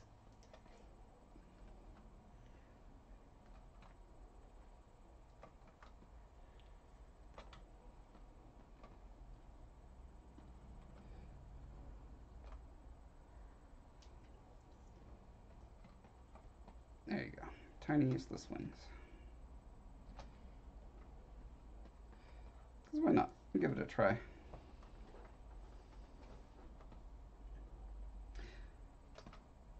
I always find it funny in game development. Often we'll be brainstorming and people will say things specifically because it's a funny joke, and then some person will do that. Well, actually, and and it ends up being really cool and it goes in the game. It's like, huh, well, that could happen.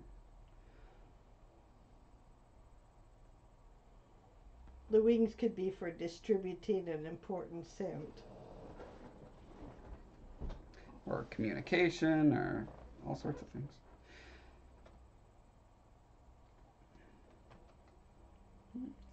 Cherry Blossom says, wow, it looks awesome, Josh. Thanks.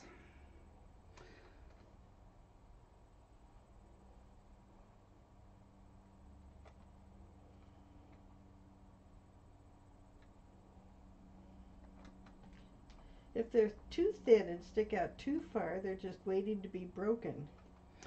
Yeah. Well, I was thinking specifically of the fringe lizard sort of thing where it's So instead of rigid, this is sort of soft and floppy. yeah. So thinking of it like, oh wait, thinking of it like this guy, this. Wait, Oh, it's sort of like a segmented fringe. yeah. So like thing on this guy looks like it goes down there.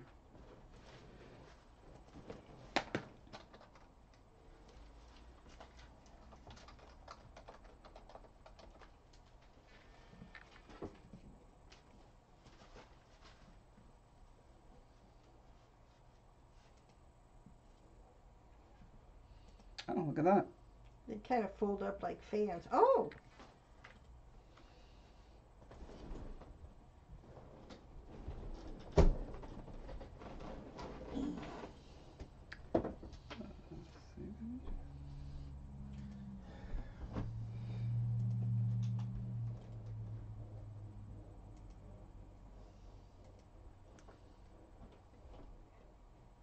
And then when they fold up, do that sort of thing. Is there a higher res image? No, I had a really beautiful high res image that is just gone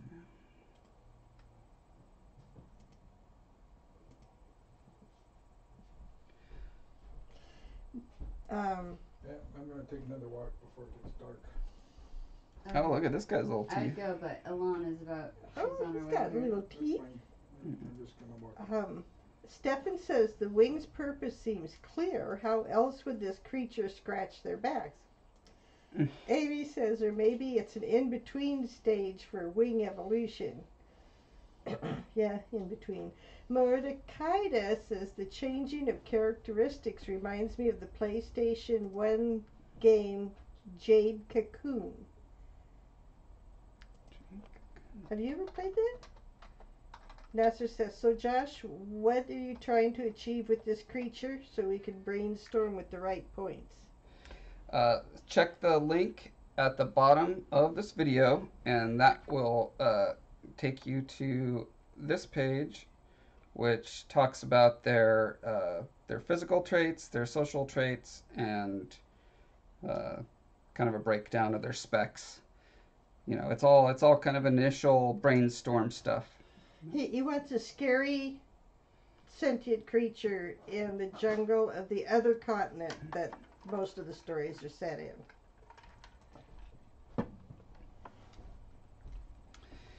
Yeah, something that fills the fantasy niche of dragon without being a dragon.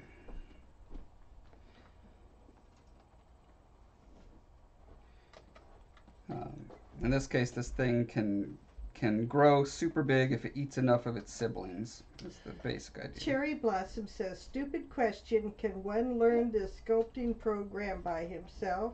Or how/where do you learn sculpting on the computer?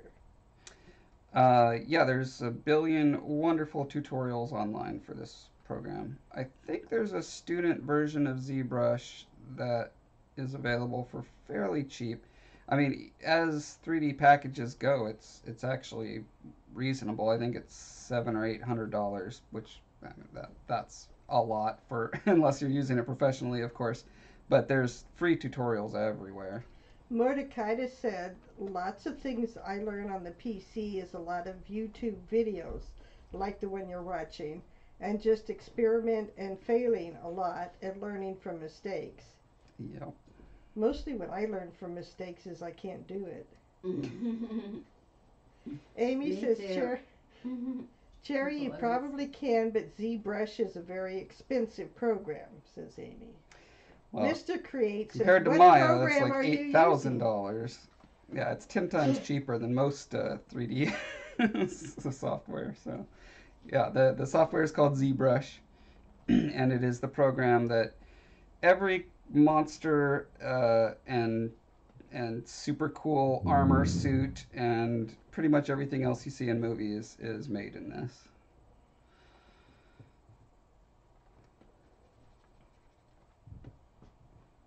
I'm trying to think if I could get a cool Quetzalcoatl fringe around this guy, if that would be neat or not. I haven't decided yet. I don't want to go full Josh hair with it, but um, if, So, hmm. 'cause I don't want to give him feathers because that will get back to being very dinosaur-like. You have to be careful about spikes on the back of the head, because then otherwise you limit their head movement, or else they stab themselves. So yeah, I guess as long as it's on either side of the spine, I guess that'll work out. Depends on how flexible it is. If it's skin flaps, like these skin flaps Yeah. here, Okay. then, Okay.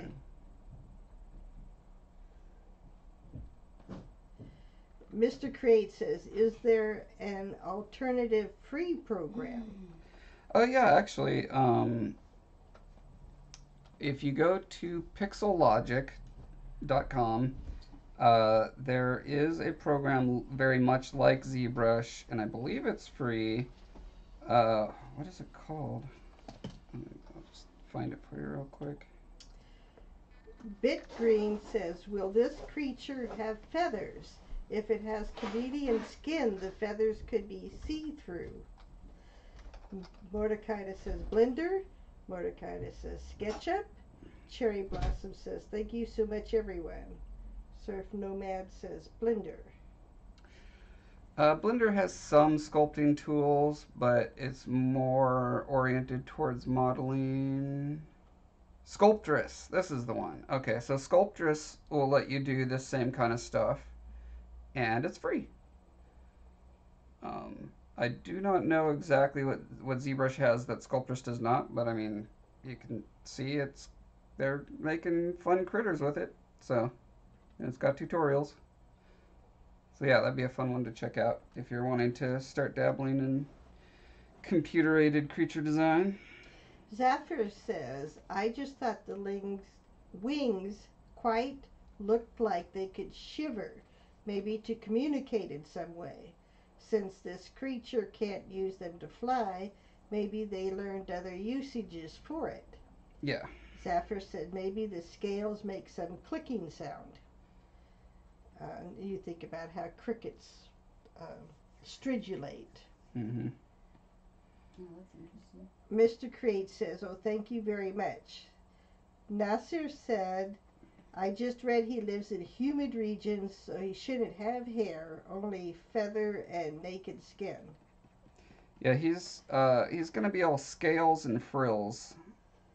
So yeah, no feathers. But there are a number of hairy things that do live in humid climates. I mean, there's Sloth. the sloth, the capybara.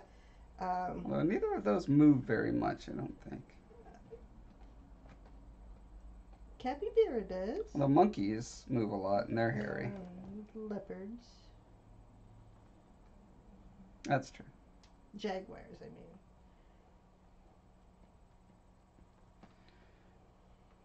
Yeah, I think he could have some interesting skin flap stuff going on his head that could make him interesting. I don't know if I'm super happy with this particular look for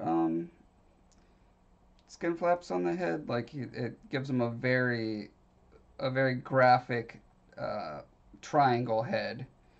Um, Yeah, it does. which there's nothing intrinsically wrong with that. I'm just not sure if that's what I want for them. Well, you know, Play with that looks menacing just because. Yeah, a triangle is an aggressive shape and it's pointed right at you. Yeah. Like a spearhead, an arrowhead.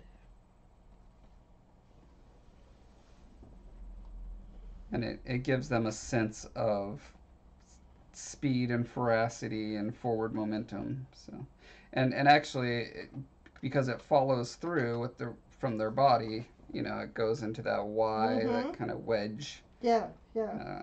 I'm really liking the direction this is going. I want to develop out these feet some more now.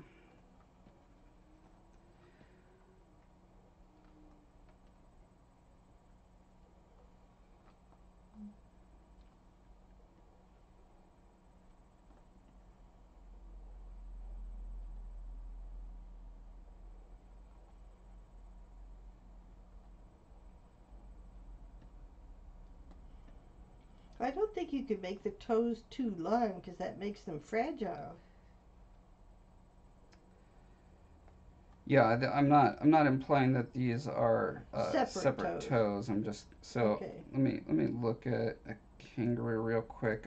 I think what I was noting on the kangaroo is you see the You see the tendons? tendons. Yeah, really well. Oops, back to the lizard. Yeah. So yeah, I guess that is mostly a long arched foot bone.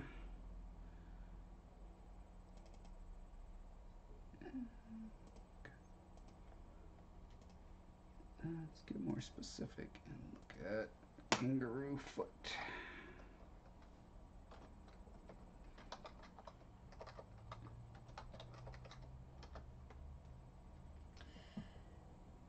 Nasser said, so if he's changing colors, I think he should be naked, or else the effect of changing colors won't be practical. Mm-hmm. Mr. Create says, is this creature going to be a land and water creature? I was thinking it was kind of wading through swamps a lot. Stefan says, happy holidays to you too. Thanks, Stefan. Amy says, hi JJ. Aletha Baki says, happy holidays, JJ. Cherry Blossom says, happy holidays, which so far it is for us. Nasser says, so Josh, is there a difference between males and females with this creature, or they look the same? Have not developed an answer to that yet. What do you think? Um, I, I'm kind of, I mean, my default when I'm thinking of reptilian type things is that there's no way a non creature of that species could tell the difference. But I mean, maybe you could do the bird route where the plumage is very different. As you look at the long foot, it's long and thin until it reaches the toes where it splays out a little bit on the kangaroo. Yeah, it's really interesting. They have really interesting feet. Aletha says, Pumpkin, which is her orange cat, wants you to know that you're keeping me from taking him outside and he's devastated. Wow. Mordecai says, bioluminescent feathers would look cool. Yeah, they would. We'll have to put bioluminescent feathers on something. Not necessarily this. Yeah, these guys are supposed to be stealthy, so I don't think these are the right guys for them. That would be cool on a non-sentient creature, I think. Although, well, we have... The Dridian? Yeah. Well, they don't have feathers. They have wings. Yeah. Yeah. But they could be they could have bioluminescence. But I was thinking specifically the shepherds have bioluminescence as part of their language, and Yeah. I thought maybe the Schlack did too, but no, I don't remember. You know, you don't want to give everything, so which is always the temptation is when you're working on one thing, you're like, I'm going to make this the greatest one thing ever by giving it every feature. Oh, this is so creepy and awesome. Like, Yeah, there's the double yeah, road, just or the double talon. itty bitty fused together legs. Oh, and welcome to Australia. This is what Australia is like, everyone.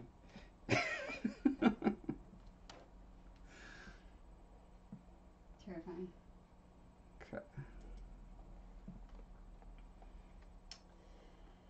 Stefan says, is there any animal that has the eyes and brain far away from the mouth? Mr. Crate says, will this be a very hostile or will it be very calm with other animals? So this is an apex predator. It's total hunter. You want to stay far away from these guys. Nasser said, with reptiles, always the males are more colorful and pretty. So I think with your creature, I think his tail should be colorful with patterns. That's a nice idea. Except that they're chameleons, so they can change their color. So they could have mating ritual displays that they, can do light. So they light would have the shows. colors. It's just it would be intermittent. Yeah. Depending on what they're trying to do. Yeah, I was a picture I was showing early on that I love is this albino alligator. I just love the skin texture, the modeling on there. I just like albino stuff in general, but I thought that would be cool for their default. So they're kind of this ivory white color, and then when they're whatever their environment is, they blend in as needed. La Mega says, hi.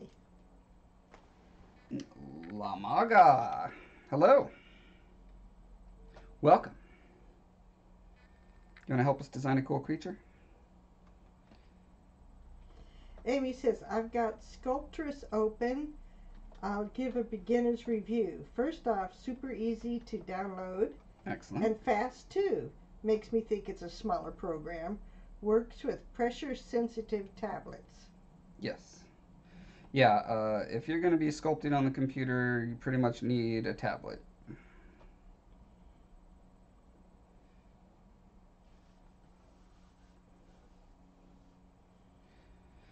So, these kind of claws, Just hold this tight right here.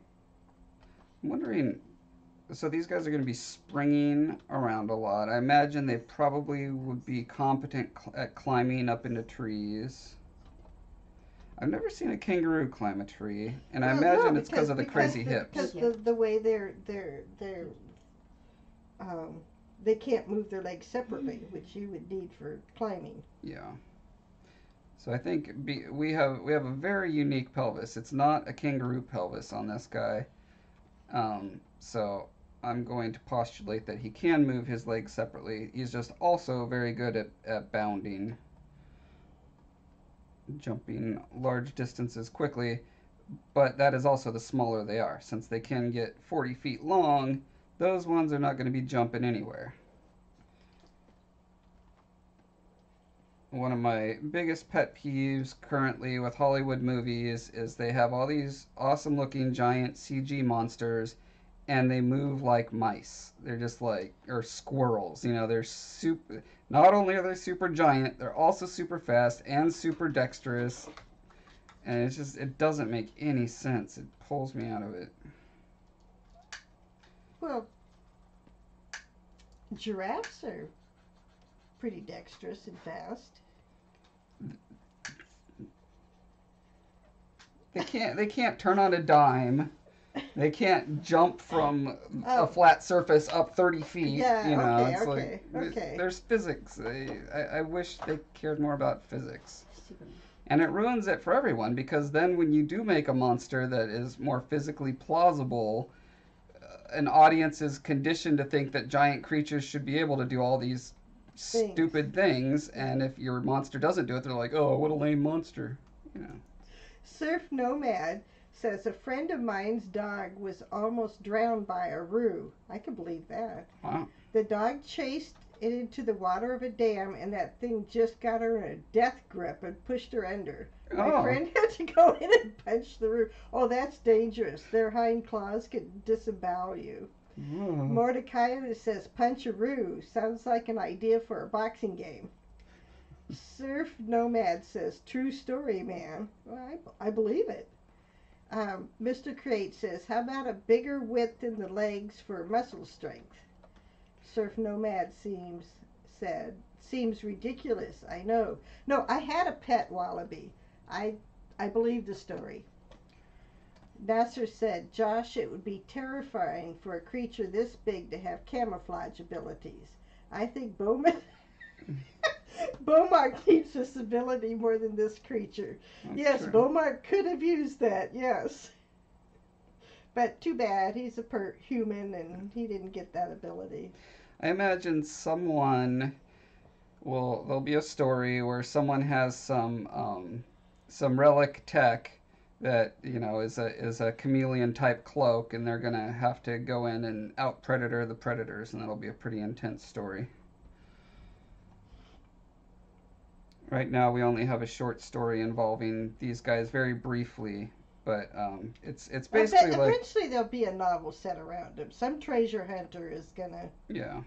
Um, Right now, they're on the equivalent of, like, if you imagine the Congo in the 1700s, but with no humans living there. There's other sentient species such as these guys, but there's a lot of natural resources and stuff, but it's just a super deadly place for humans.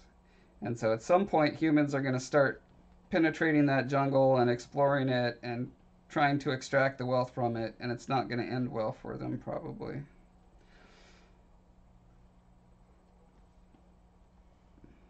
but he's right. A large creature having camouflage. Um, that would be because it could sneak up on you easier. I mean, there'd be the noise if it steps on twigs and stuff. But Yeah. uh, I think actually in the last Jurassic Park, one of the Tyrannosaurus Rex sized dinosaurs had chameleon skin. Good times. I'm sure some people had a good time. I don't know. It seems plausible to me. I'm curious. We need to do research. What is the calorie requirements for changing colors on your skin? Apparently, they're not very high. Apparently, but it seems. I mean, that's you're chemically altering all of the cells on the largest organ of your body. No, you're not. You're not? You're shrinking some cells that are this color and expanding some cells that are that color. Hmm. Okay, I didn't know that. Yeah. That's good to know. Mr. Create, if you were to make it scarier, I say make its eyes yellow with the black stripe down the middle. That's true. Cherry Blossom Girl, it would be cool if it could have something on the chest, something unexpected. Cherry Blossom says. Like a smile face? She says like deadly gills. Oh. I don't know how a gill would be deadly unless it'd be like a scraper arrangement, a cheese grater arrangement thing where you grab your prey and sort of rub it up and down your chest and shred it. I actually like that idea a lot because I mean he's already gonna have scales and he's already got like shirt, like why not have a box turtle kind of armor on your belly that could do that. Nasser said, so what kind of sound do they make, roar or whistle? And just the other day I saw the YouTube about how they discovered that the larynx of the dinosaurs was the same as those of ducks, and so they think they quacked. Wow, that's a bubble bursting. So they re-showed some of the Jurassic scenes with the dinosaurs quacking instead of right.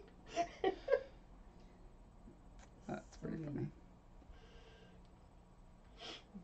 But this is an alien. We could make it make any sound. I'm kind of wanting to just for silhouette purposes give him some of these same fringes on his arm, so it's not. He's not going to be weighted down by that. No, they're very thin flaps. Okay. He's got big old biceps. Look at those biceps. Massive. Oh well.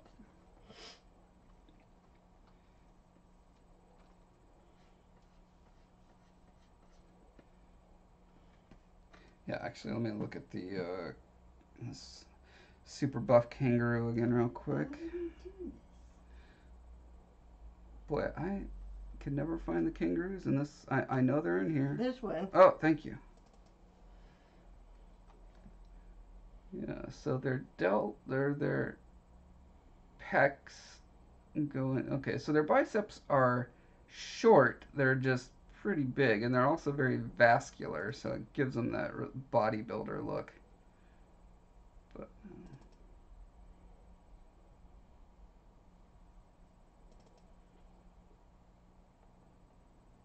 yeah, they've kind of got. JJ said, are the arms going to have skin flops too? Surf Nomad says, those hind legs are starting to look badass now. Mr. Create says, what about a soft bone-like material in the shape of pads on its shoulders? So I'm guessing a Like cartilage? cartilaginous sort of pad. I'm not sure. The purpose would be it would be a lighter weight protection and flexible Mm-hmm. would be the advantage of being cartilaginous. On the other hand, it would also be easier to penetrate.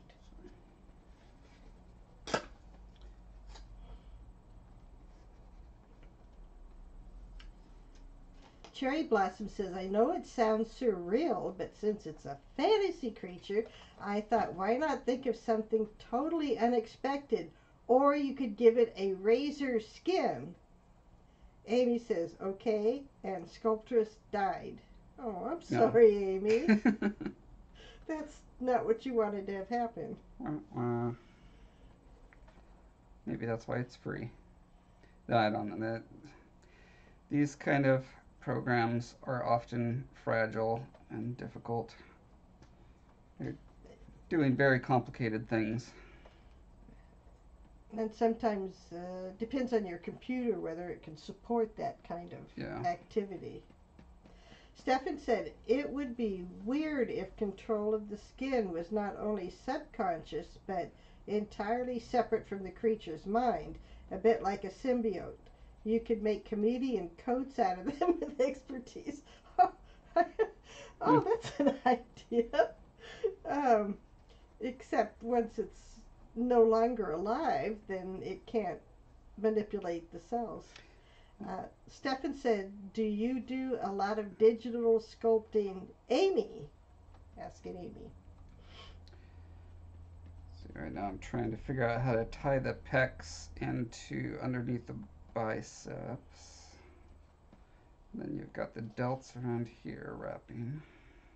Well, they also have those really prominent collarbones. Yeah.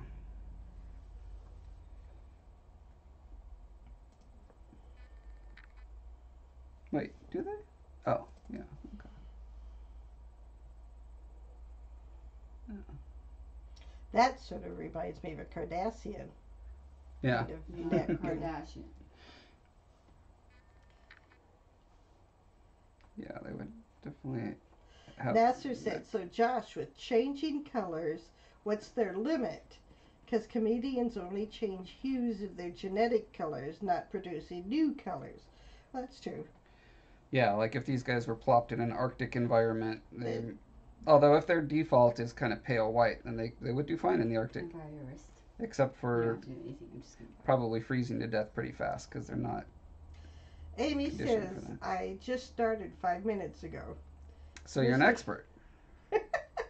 Mr. Create says, what about small thorns up the neck, as that is where vicious creatures attack? Well, you sort of have some already.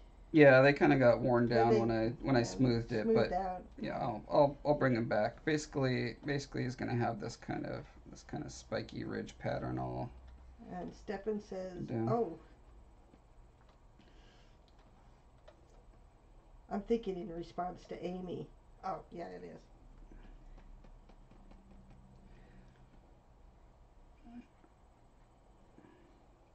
So spine is gonna come around. Tail kind of tucks under. You know, you cannot believe how many muscles attach to the coccyx. Oh Oh, my gosh. yeah. I found out when I broke mine. And I That's what I hurt work on. everywhere. Yeah. So, how could that muscle possibly be attached to that? Yeah. Heather knows all about it because she has EDS, and EDS is all about all of those attachments Those just not muscles are working. twisting my femur out. Yeah. And Ow. my tailbone No, up don't tell and me under. anymore. I'm done. It's bad. Yeah, I don't want to have tailbones or muscles Yeah. or any of that stuff. Sick of it. Surf Nomad. It could color change like an octopus. They do it fast and mimic the colors and patterns of things around them for camouflage. But Nasser's point that you've got green cells, you've got black cells, you've got white cells, you've got you don't have an infinite number of colors. Yeah, it's like a TV, RGB versus they had some that had yellow diodes in them for a while, or not diodes, LEDs. Yeah, it depends on the system, I guess. Mr. Crate says, "Well, I gotta go. I'll see you later. Happy holidays." Hey, Indeed, have a you good too. time. Be safe. Thanks for stopping by. But octopuses do have an enormous range of colors. Yeah. Yeah, I don't know. Do all color changing skin cells work that way? It's all a matter of adjusting the size of the. Well, look up chromophores sometime. That's CHROMOPHORES.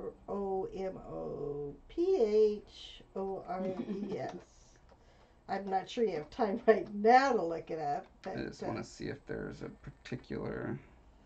Okay, an atom or group. So you're trying to find out, can it also be done chemically rather than mechanically? I'm just curious if all animals essentially. Well, that's a good question. Zafir said, Sculptors is a lot of fun. I've just downloaded it too and managed to make a little bird skull. Thanks for the recommendation. Nasser said, so are they like intelligent creatures like people? Yes. Or they have basic animal IQ because you already have very intelligent non-human creatures like the cleaners. And you wanted to not multiply creatures. Yeah. Yeah, we're definitely keeping a limit on how many sentient creatures so we have. I guess we're done then making them. And this is well, it's not the last one for you to design, but it's the last one we're going to incorporate. In theory, I mean, I'm not closing the door 100% to ever having new creatures. I just want to keep it as limited as possible. Stefan says, be sure to save often, Zafir. No, actually, that's a great point. I haven't saved this at all. Yeah, save. What do you do to save? I do save as, and I save it somewhere. Tell whoever asked about the creature's sentience that there's a description of it there's a link in the description of the video. You should go to that and it'll tell you all about what we're trying to accomplish with it.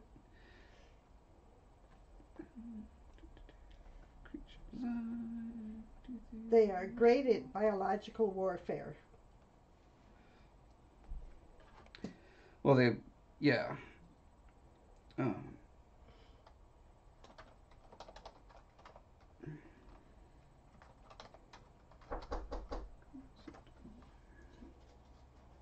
don't know if she can hear if I say anything. Probably not.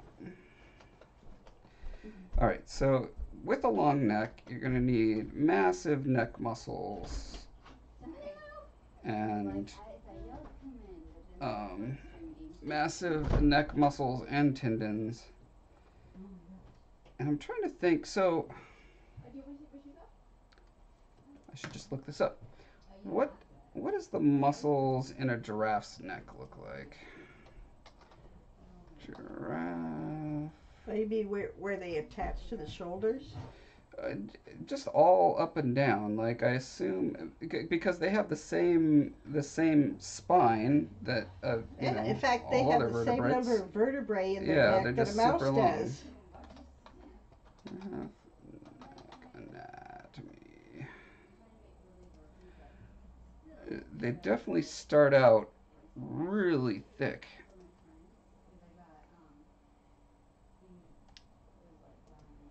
I think this might be what you're looking for. Okay, so yeah, they've got one going down there, and then yeah, so this hump is kind of the anchor for all Hmm. these other ones, and it looks like I just saw? Okay, this guy right here, first thoracic vertebra is just massive. That is a vertebra, and for for other animals, it's like this itty bitty, it's this massive thing there. So that's really interesting. Um, yeah, and so their backbone, uh, They their have spine is, high ridges to help hold things. you know. But yeah, so I want to make sure that I'm respecting this ratio of Hmm. very thick at the bottom and tapering as it goes down. So, and I think Well, it's interesting because those skeletons and the muscle thing shows that the neck actually uh, goes it's down past here. the shoulders. Yeah. Yeah, so I'm thinking if I Nasser said, so do they have a kingdom and ambitions to raid other kingdoms?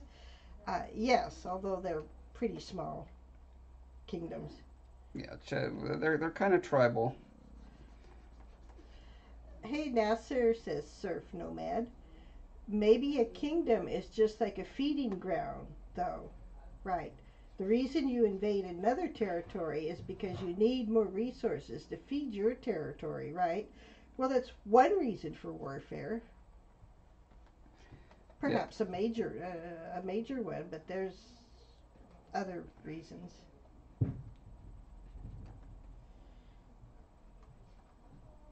I didn't know it was in my lap. That was a problem. Well, no, I just wanted to make sure I have them all accounted for. So I'm thinking I I'm want to. thinking there could be preemptive warfare to make sure the other tribe doesn't grow large enough to encroach upon your Yeah. feeding grounds. Yeah, because basically each tribe is trying to grow their demigod champion as big as possible, and that requires raiding the other town's breeding ground or the other uh, uh, Tribes. tribes' breeding grounds, stealing their eggs and hatchlings, and feeding them to your giant to get your giant as big as possible. Surf Nomad says greed. Surf Nomad says lust for power. Nasser says, no, I said ambitions to rule, like they want to be the boss. All of them have been causes. Bad news, I may have dumped some needles on the ground. Oh, needles on the ground. Don't worry, I'll never find those with my feet. Oh, oh. I know, I'm trying to find them. I didn't realize it was on my lap. And they all, that is the dumbest case in the world. It should have kept it. Thankfully, they're bigger needles, so it's going to be really obvious. Maybe. Surf Nomad said, so preemptive strikes to prevent losing your resources. And Surf Nomad also says, ah, cool, feed the giant. Yep. Yeah, when they're first hatched, they're feral cannibals that try. All the babies try to eat each other, and the more that they eat, the bigger they get.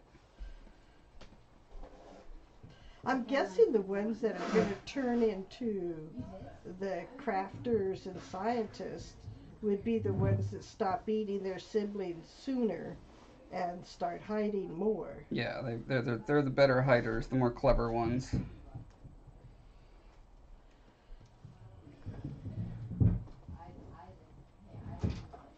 So I'm trying to tie the trapezius muscles into the delt because that they usually kind of weave together. You know. But then the bicep is going to be attaching to a collarbone that's kind of in here-ish.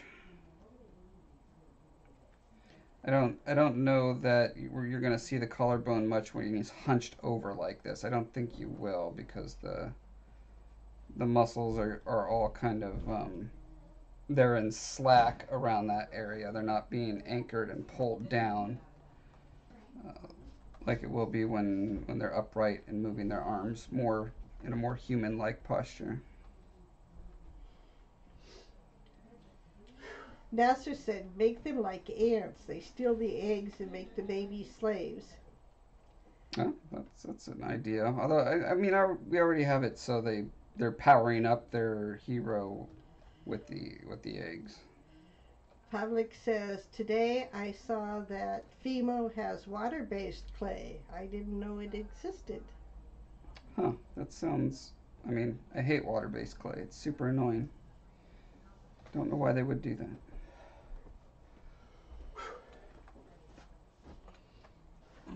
I imagine it would be ecologically more responsible. Maybe. Mm. So here's where the retracting claws would come in particularly handy.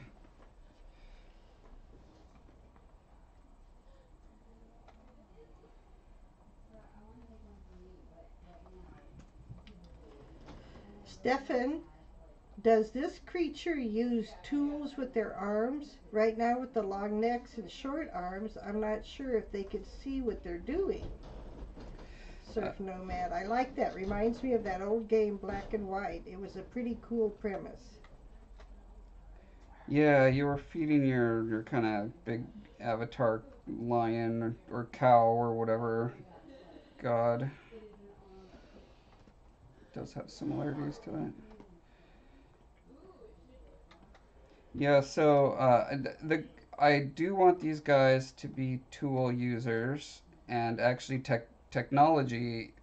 They developed space travel in the past, though they're now devolved back to living in tribes and such. You know, they could have two thumbs on one side. That's true. And 2 or 3 fingers on the other. You know, because you don't want them to look like human hands. Yeah. Although you need something that you need dexterous outreach. You know, not this. You know, and you need a thumb, but there's no reason why you couldn't have a whole array of thumbs. Yeah. Except to avoid what we already have with the cleaners, who have the right where they sort of ring the round palm. Yeah.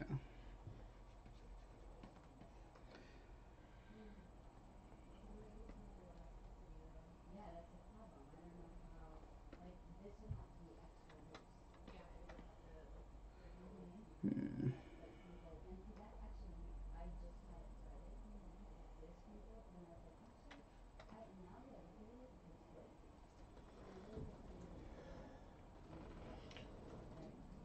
So are their fingers going to be jointed? You almost have to have jointed fingers. Yeah. I'm trying to think, you know, because like dogs and cats have, you know, all their joints are kind of up in their toes, paws. but they're not. I don't think they could do this. Yeah. It is important to be able to say live long and prosper for your society to be able to. Nasser said, since they're intelligent, I guess Beaumark can't tame and ride one of them because they have ego. That's true. Although the Ungol would be able to tame and ride the. Oh, they would. The but youths. they're on another continent, so. Well, that we know of. They could have made it over to this continent. What if they made it to the continent and did learn how to control them? Yeah, it would be pretty terrifying. Although I don't know that the Ungles would be any more battle-like than the guys already are. It's true. Although the Ungols, yeah, it's lots of interesting possibilities. What kind of sounds do the cleaners make? They sound like complaining old men. They kind of, it's a high whine. You also describe it as a buzz a lot. Yeah. If you want me to change that, I can. Hmm.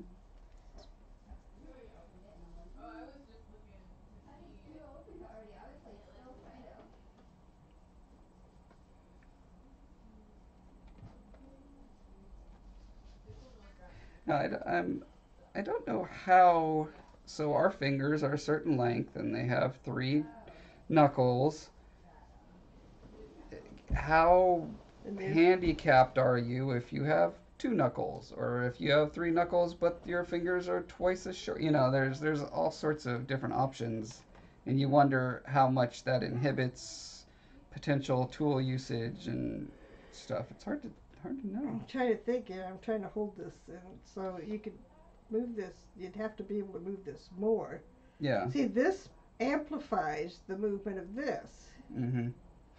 Yeah, because we don't have muscles in our fingers. We only have a Well, yeah, one dumb tendon that pulls it well, down. we have lots of muscles and Not, little tendons. Yeah, there's little muscles in the fingers. They're just not very big. They're what pull the tendons. my understanding is all of the muscles are there. You got a couple here. You got them around the base of the thumb and this part of the palm. But the vast majority, like I know your grip, you can't. Your grip is all coming from your forearms. Well, the muscles are all attached to what is attached to those. Yeah, the muscles aren't as strong as. No, look up anatomy of a finger. Yeah, it was because I was just sculpting one. Oh, really? Yeah. Although the photographic stuff I had didn't have the fingers cut open; it only had the hand cut open. But Nasser but says when it was make them quake. I'm not quake, sure what that means exactly. Make them quake. Is hmm, quake? What is quake a name of a monster uh, or a sound or? no, I think probably a Nasser tech. says, Josh, see how the Ninja Turtles have only 3 fingers and they hold all kind of tools. That's right, and they're super realistic. That's what I'm going for is Ninja Turtle level of realism.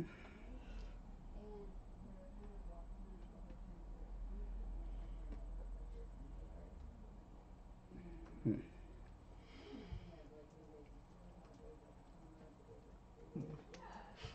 Let's see, so we got a wrist bone coming down here. Have your hand bones and your Yeah, Josh is right. However, the fingers are special because there are no muscles inside the fingers. Well, The muscles that bend the finger joints are located in the palm and up in the mid forearm and are connected to the finger bones by tendons, which pull on and move fingers like strings on a marionette. so what's the flesh if it's not muscle? Connective tissue, I guess. Not muscle. cartilaginous padding, so you're not grabbing with just bone.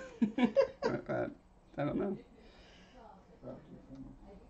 Oh, Zephyr says, all right, it's getting pretty late over here and I have to get some sleep.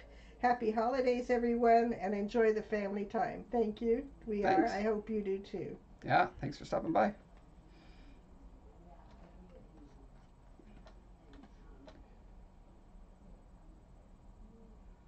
I I feel like this hand has both beast and man in it, which I'm pretty happy with. Mm-hmm.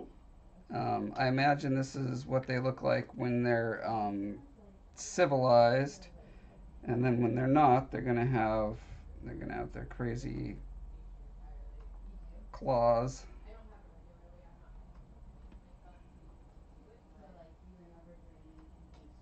I'd have to look up what the anatomy of the sac and the muscles for a retractable claw looks like.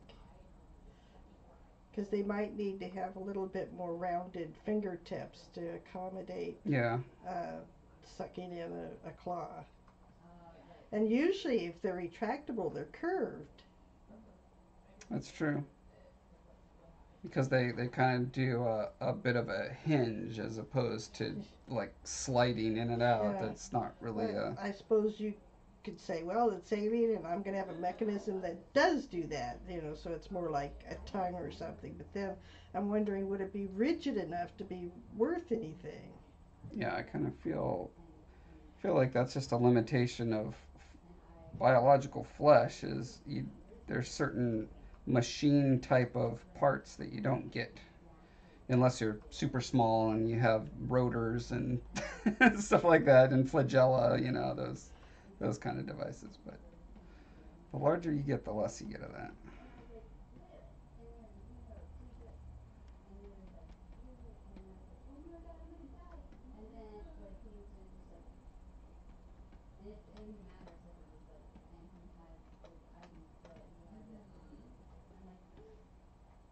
So if the thumbs, you've got the thumbs sort of together, you wouldn't want them to be able to move. Well, I realize our fingers sort of have trouble moving separately too. Yeah. Uh, I feel like if the tips can kind of wiggle, like that a little bit, okay. that gives them a lot of interesting Yeah. opportunities for dynamic movement.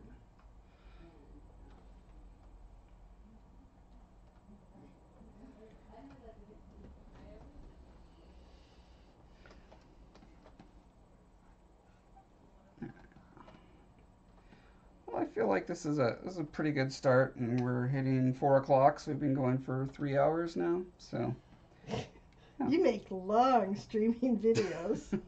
I'm getting hungry. Okay. Yeah, this seems like a great start. Nasser says, so why his hands are raised like this? That's to indicate the tendons, I believe. Tendons and knuckles. Or why is he posed like this? Oh. I was basically building it off of a kangaroo, well, not a kangaroo, a primitive kangaroo skeleton that I thought was really cool. But I'm going to do a version of him standing up.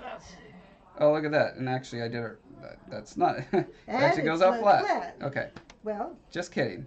I was doing it off of what I remembered, which was I was conflating, regular kangaroo stance where they've got that kind of paw.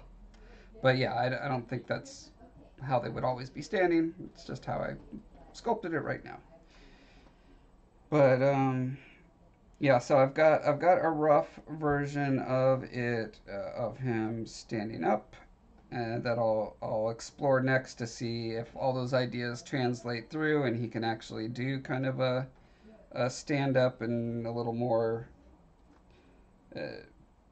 So he could look more like someone who could wield a spear or a sword or something. I imagine it would not be human-like. I'm thinking, okay, so he's kind of got this kangaroo thingy. What kangaroos cannot do is go out and back. Do that. Actually, my understanding is no non-primate can move their arm back like that. The closest you have is bears, but even they're pretty limited. But you look at dogs and rabbits and all the other things. I think it was a lecture by Terry Whitlatch. She was talking about that. Yeah, so you have to make sure that his skeletal structure and muscular would let him perform that motion. Well, the other option is that it's a weapon not like something humans use. Well, sure. So something that But I mean, there's only so many ways you can have a stick with a pointy end and an addle to propel it. Well, you think of like a bat lath, right? Where it's an arc of thing, and you're doing this kind of movement. Yeah. And, yeah, so it's stuff to explore. Can they actually throw things with this kind of thing? Or would they throw things from their foot, or launch it from their tail, or like how head. Stones are thrown. You put it in a sling and you put it past your back, and then you could just go forward, and the stone goes that way. So yeah, all stuff to explore. Well, they could certainly hold a gun. They always show war people throwing stones by whirling it up in the air first, and that's not how it works. No. It has to go from the back out. Yeah, it's like they think it's building up momentum or something over the more you do it. It's like when you shake your dice, you're gonna get a better roll. Yeah. All right. Anyway, this is good. So give me your feedback, guys, on how you like this, and if you want to see more of this kind of stuff, It's always a pleasure to have my mom joining us, and we'll definitely do it every time she comes up to visit. So yeah. So yeah. Let's see. Oh, Question for you. it would be really easy for this creature to get 2 thumbs up. Aletha says, haha. Nasser said, so Rose, how can different intelligent creatures communicate with each other? Like if two kingdoms want to make some deals, is there a universal language or they use some kind of technology? Amy says, translators maybe. Well, you'll have to read it. It's in there. We dealt with that. We're working on it. Yeah. All right. All right. We have the added pressure of me really wanting the humans to actually speak modern English and for that language to not have evolved into a million other languages like it would over thousands of years. So technology may or may not be involved in that. I account for that. Okay. So great. Great. Anyway, so yeah. Have a happy holidays, everyone, and Merry Christmas, or Hanukkah. Hanukkah's probably over, isn't it? All the other things, just all the things. Have good things. All the things, be happy. Yes. We'll talk to you guys later. Bye.